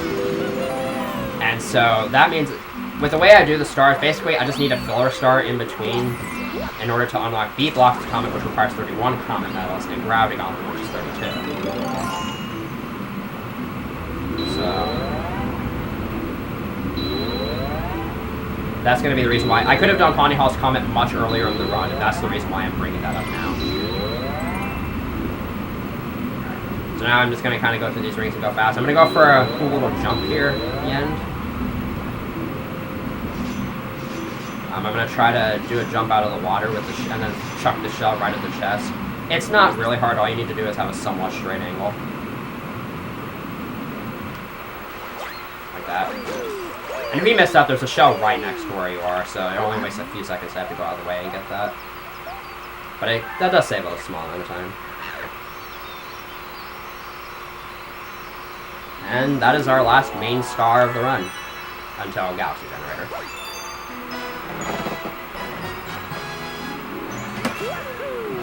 So the last 6 stars I'm going to do are all comets, as I said earlier.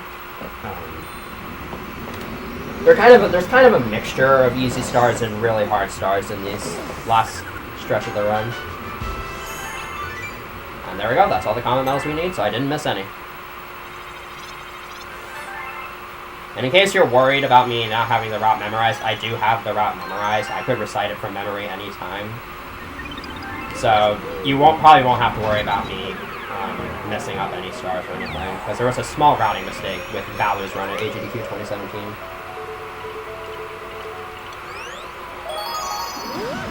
Anyway, so now we're heading off to Honey Hall's Comet. This is basically the last planet of Honey Hall's 2, but with Cosmic Clones. It's still a bunch of long jumps.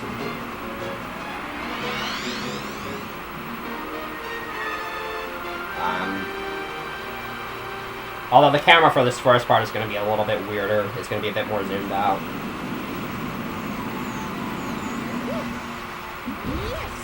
Also, hi Luigi. Bye Luigi.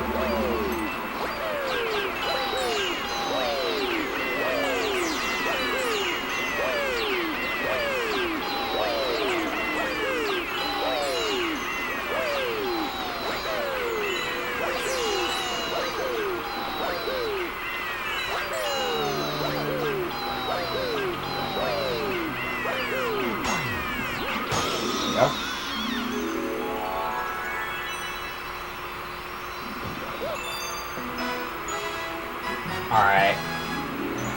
These next 2 stars are probably 2 of the hardest stars in this section of in these last 6 comets. Especially the next one after Beat Block Comet, but I'll get to that when I get to that. So, Beat Block Comet, this is a very interesting star, because the game lies to you about this star. It's going to say that the blocks are going to be switching in double time now, but they're actually going to be moving 4 times as fast as they used to. And I say that because on the first star, they transitioned every 8 beats of the song. On this star, it's every other beat.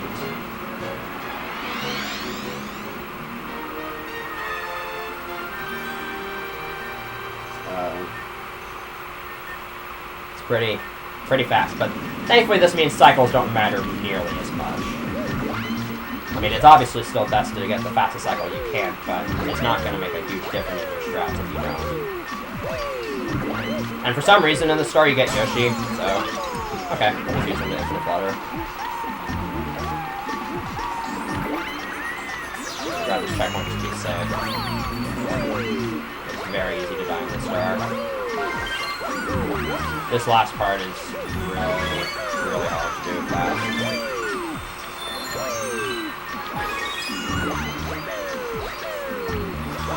There we go. Those are some pretty risky jumps there. Those long jumps at the end are very risky, because again, you can just bonk on a block, and there goes to like 20 seconds because you're dead.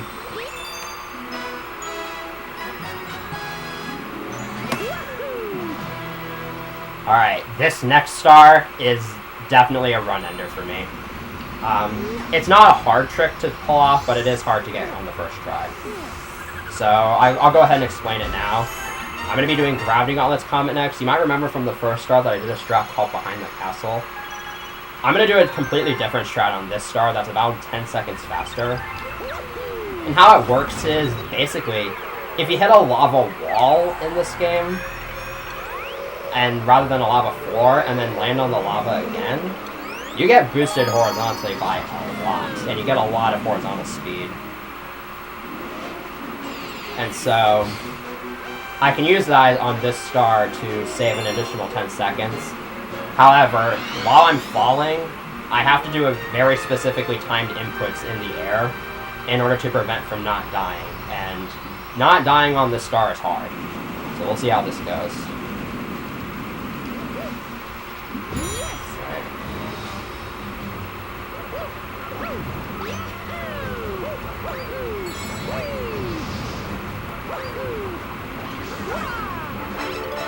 Alright, so here we go.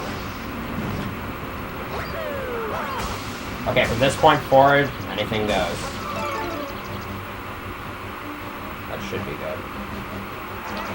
Alright, I made that. That was actually really close. So yeah, that skip is kind of random. I kind of landed in a really bad position. I'm actually amazed that it still worked. You have to time moving from right to left to up left at very specific intervals. And if any part of the procedure goes wrong, it's possible to miss the platform entirely. Or if you land too far left, or sometimes if you just land in a really bad spot, you can actually fall through the floor after landing. And I once killed 305 hits to that happening 3 times in a row.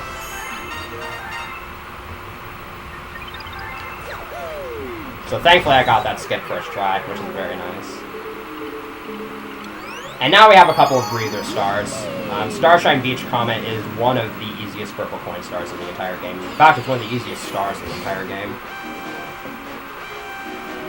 Because basically, you would think that because it's an open level, that the purple coins would just be kind of spread about, but instead you have to use Dash Yoshi and you just kind of go through those lines of purple coins. And it's a really fast star, and it's, again, you have way more than 100 purple coins, so there's so much room for error.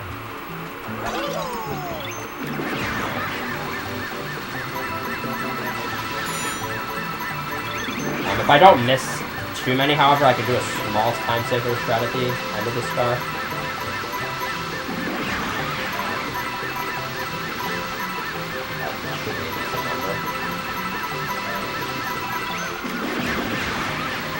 So I'm going to kind of go to the right of that tower there. This is a tiny little shortcut you can do. There you go.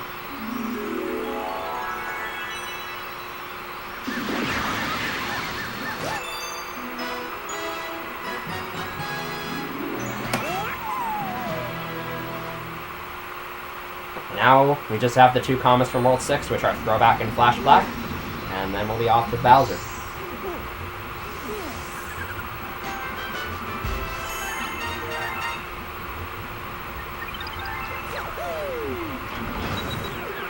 Alright, so this next star is another pretty simple star. This is Throwback Comet.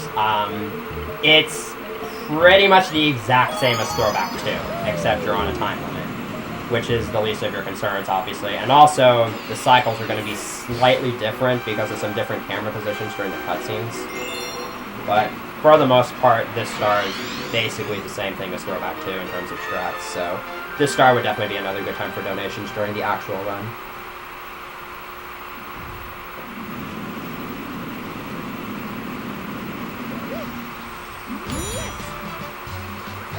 So right here, this is the part that's slightly different because the cycle is like to kind of go around this guy.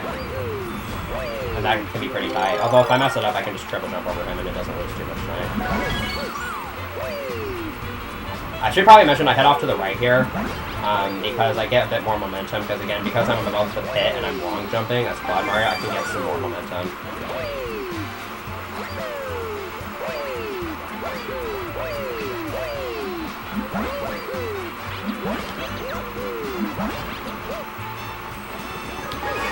That was kind of close.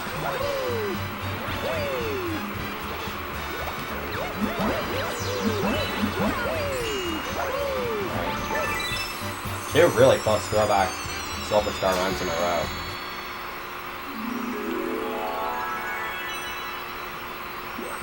There we go.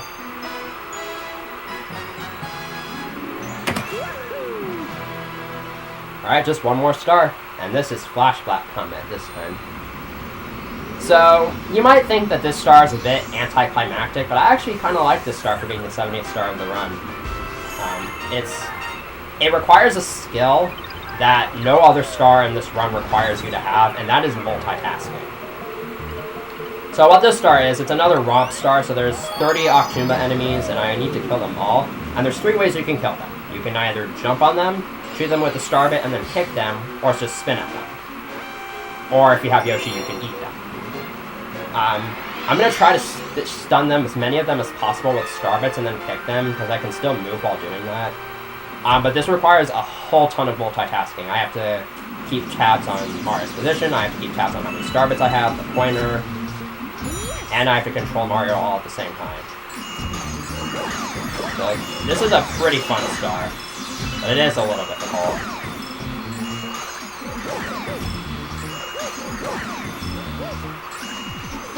Alright, yeah, and sometimes if you just miss a shot, then that can cost you a little bit of time. I'll get a corner just to be on the safe side.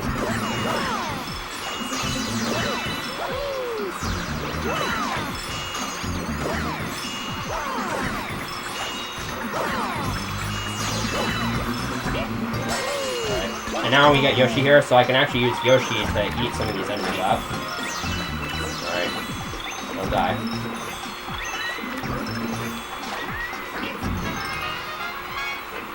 Okay, for some reason the lights didn't shine there at one point. That was weird.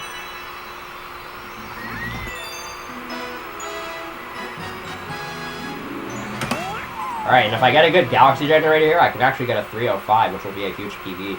So that would be pretty nice.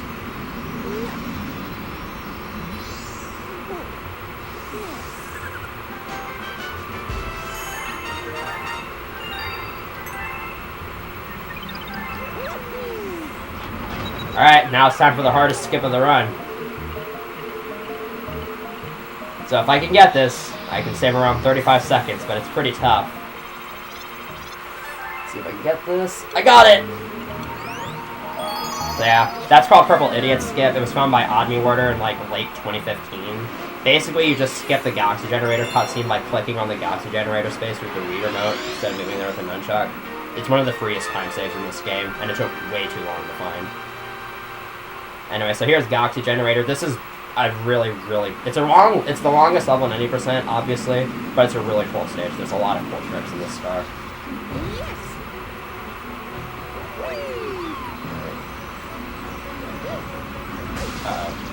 That's bad. I'm just gonna have... That's a kind of a time boss. I'm gonna have to kill a hamburger here to get a point from it. I guess I'm gonna do a lava boost here. It's gonna be another lava wall boost. There we go. Yeah, who needs to kill the Hammer Bros when you can just, you know, just lava boost down there? You get the same effect. Here I'm gonna take damage from that lava intentionally because I want to lose the spin drill so that I can do that. I can spin there in case I need to, and I can also do these long jumps. You can't long jump while you have the spin drill.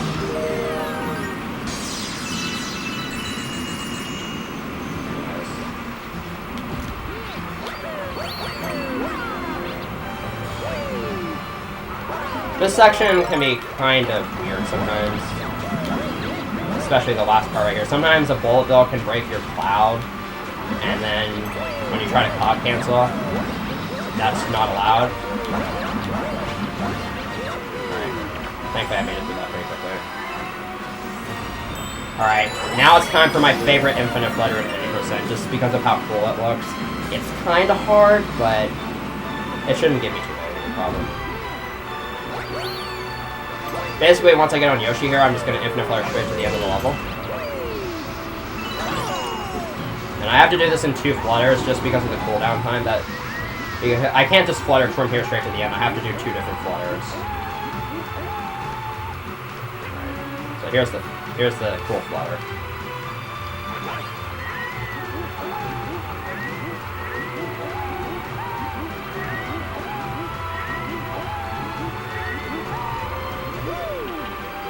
I think that should make it.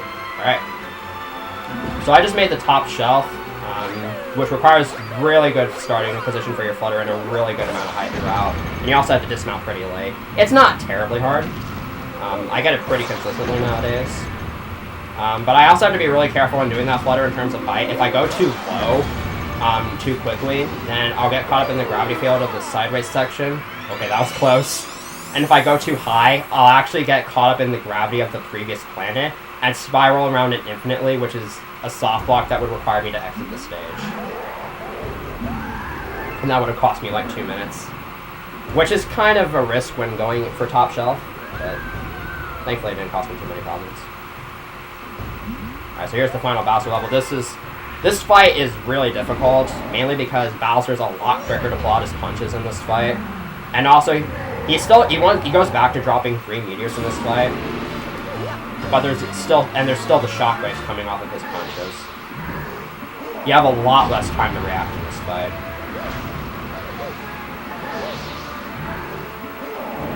Alright. I like to just kind of walk in a straight line there. It looks kind of funny. Because you just hold up and you'll dodge both of his punches. Although I jumped a few times. Also, I'm going to go for another punch cancel here. And this one's probably more worth it because you have to wait less time. Also, on this fight, Bowser's shell can actually deflect some of the meteors. So that can be a really big problem. These 3rd and 4th hits are very, very difficult to get.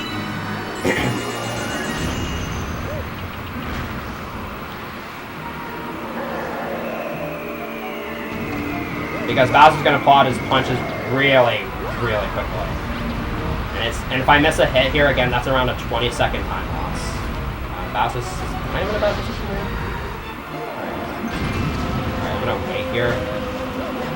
Because I didn't want to risk hitting the hit too. I've had instances where Bowser's fist just kind of goes out of the way, where I try to aim at Bowser's fist, but once I ground pound, I'm too late, and so it could just fly right into the bane of existence.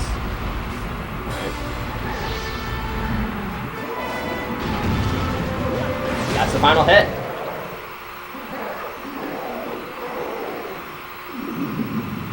So, there's one more phase of this fight after this, although I'm obviously probably going to meme about it and say the time's coming up soon, even though it's not. Okay, and by the way, PB is confirmed here. I'm about to get a low 305, which is awesome.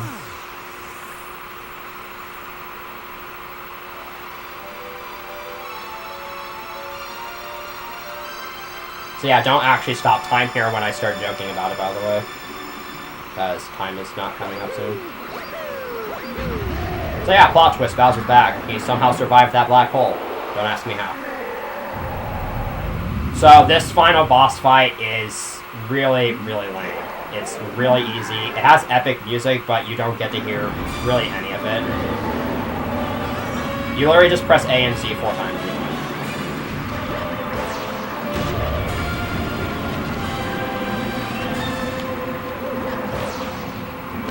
That's 2.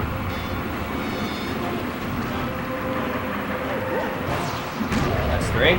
Only 1 more. And that's 4. There we go.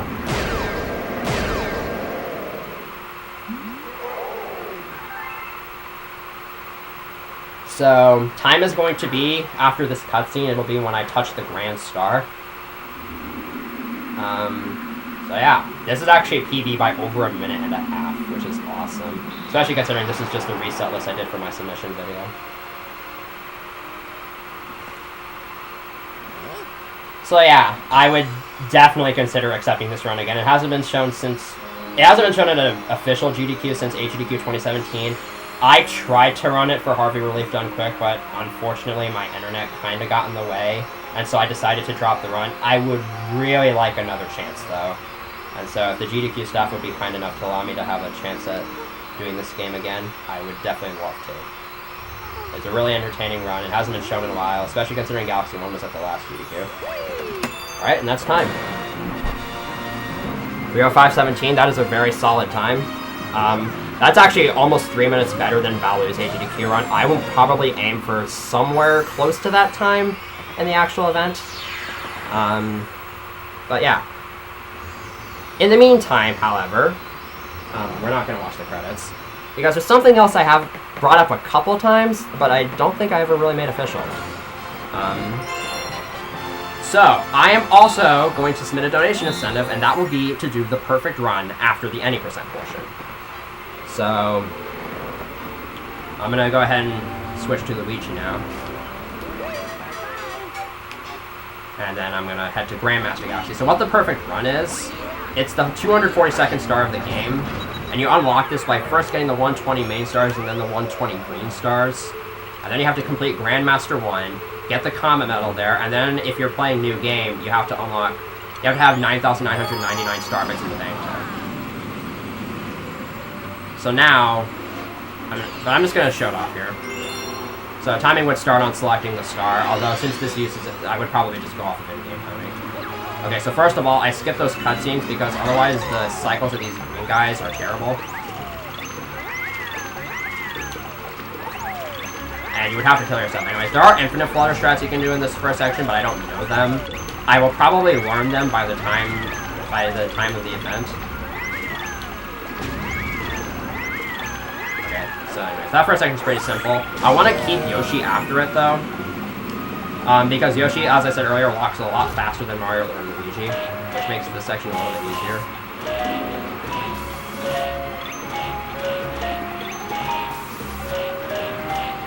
You don't even have to jump for most of this section, although I do so there just to be on the safe side. Unfortunately though, I have to ditch Yoshi here. Because I have to ditch him at the start of this section anyways. And I can't get a landing cancel there for some reason. Sometimes you can move right away, and other times you just can't. It's really weird.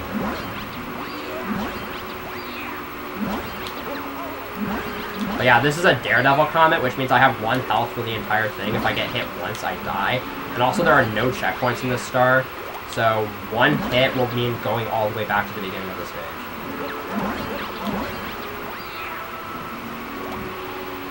Luckily, I used a lot of really consistent strats, so I wouldn't worry too much about it. My estimate for this is 6 minutes, by the way.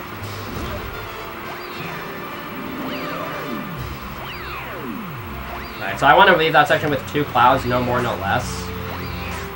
Because it makes this section really easy for me, since I can just use these clouds. The reason why I don't want 3 clouds is because I want this blue platform here. So I can long jump over here. Okay, that was a little close. Alright, now we just gotta get through this section. This section has some cool strats I'm gonna go for with these pole stars. There's a mechanic where if you let go of a pole star and then grab another one and let go of it before you release its center, you get some momentum. And I can use this to get a lot of upwards momentum and kind of go over all of these lasers, which not only saves a bit of time, but also makes this section a lot easier. Alright, and this final section is the Hammer Bro section. This is notoriously, I think it's typically the hardest section for a lot of people. You only have to kill the 3 Boomerang Bros at the end. But I'm also going to be killing a couple of extra Hammer Bros just to make this slightly safer on me. So I'm going to kill that guy, because he can't get in the way from killing this guy. Alright, so now I gotta kill these 3. You can crouch underneath the boomerangs if you want to play it safe, but this strat that I'm doing here is also really safe. And now I'm going to try to kill this guy, which is the single ground pound. And there you go. So there you go, that's the perfect run. That's my perfect run submission, I guess. Also, fun fact, there's a 1 up here. There you go. So that's my Super Mario Galaxy 2 submission. Hopefully you will consider this game again for a marathon. I really think it could be shown off again. I'm really hoping to put on a really good show, hoping to have better commentary, better execution, and a lot more consistency. So, this is Super Viper T302 signing off. Thank you for watching, and thank you for considering GDQ staff.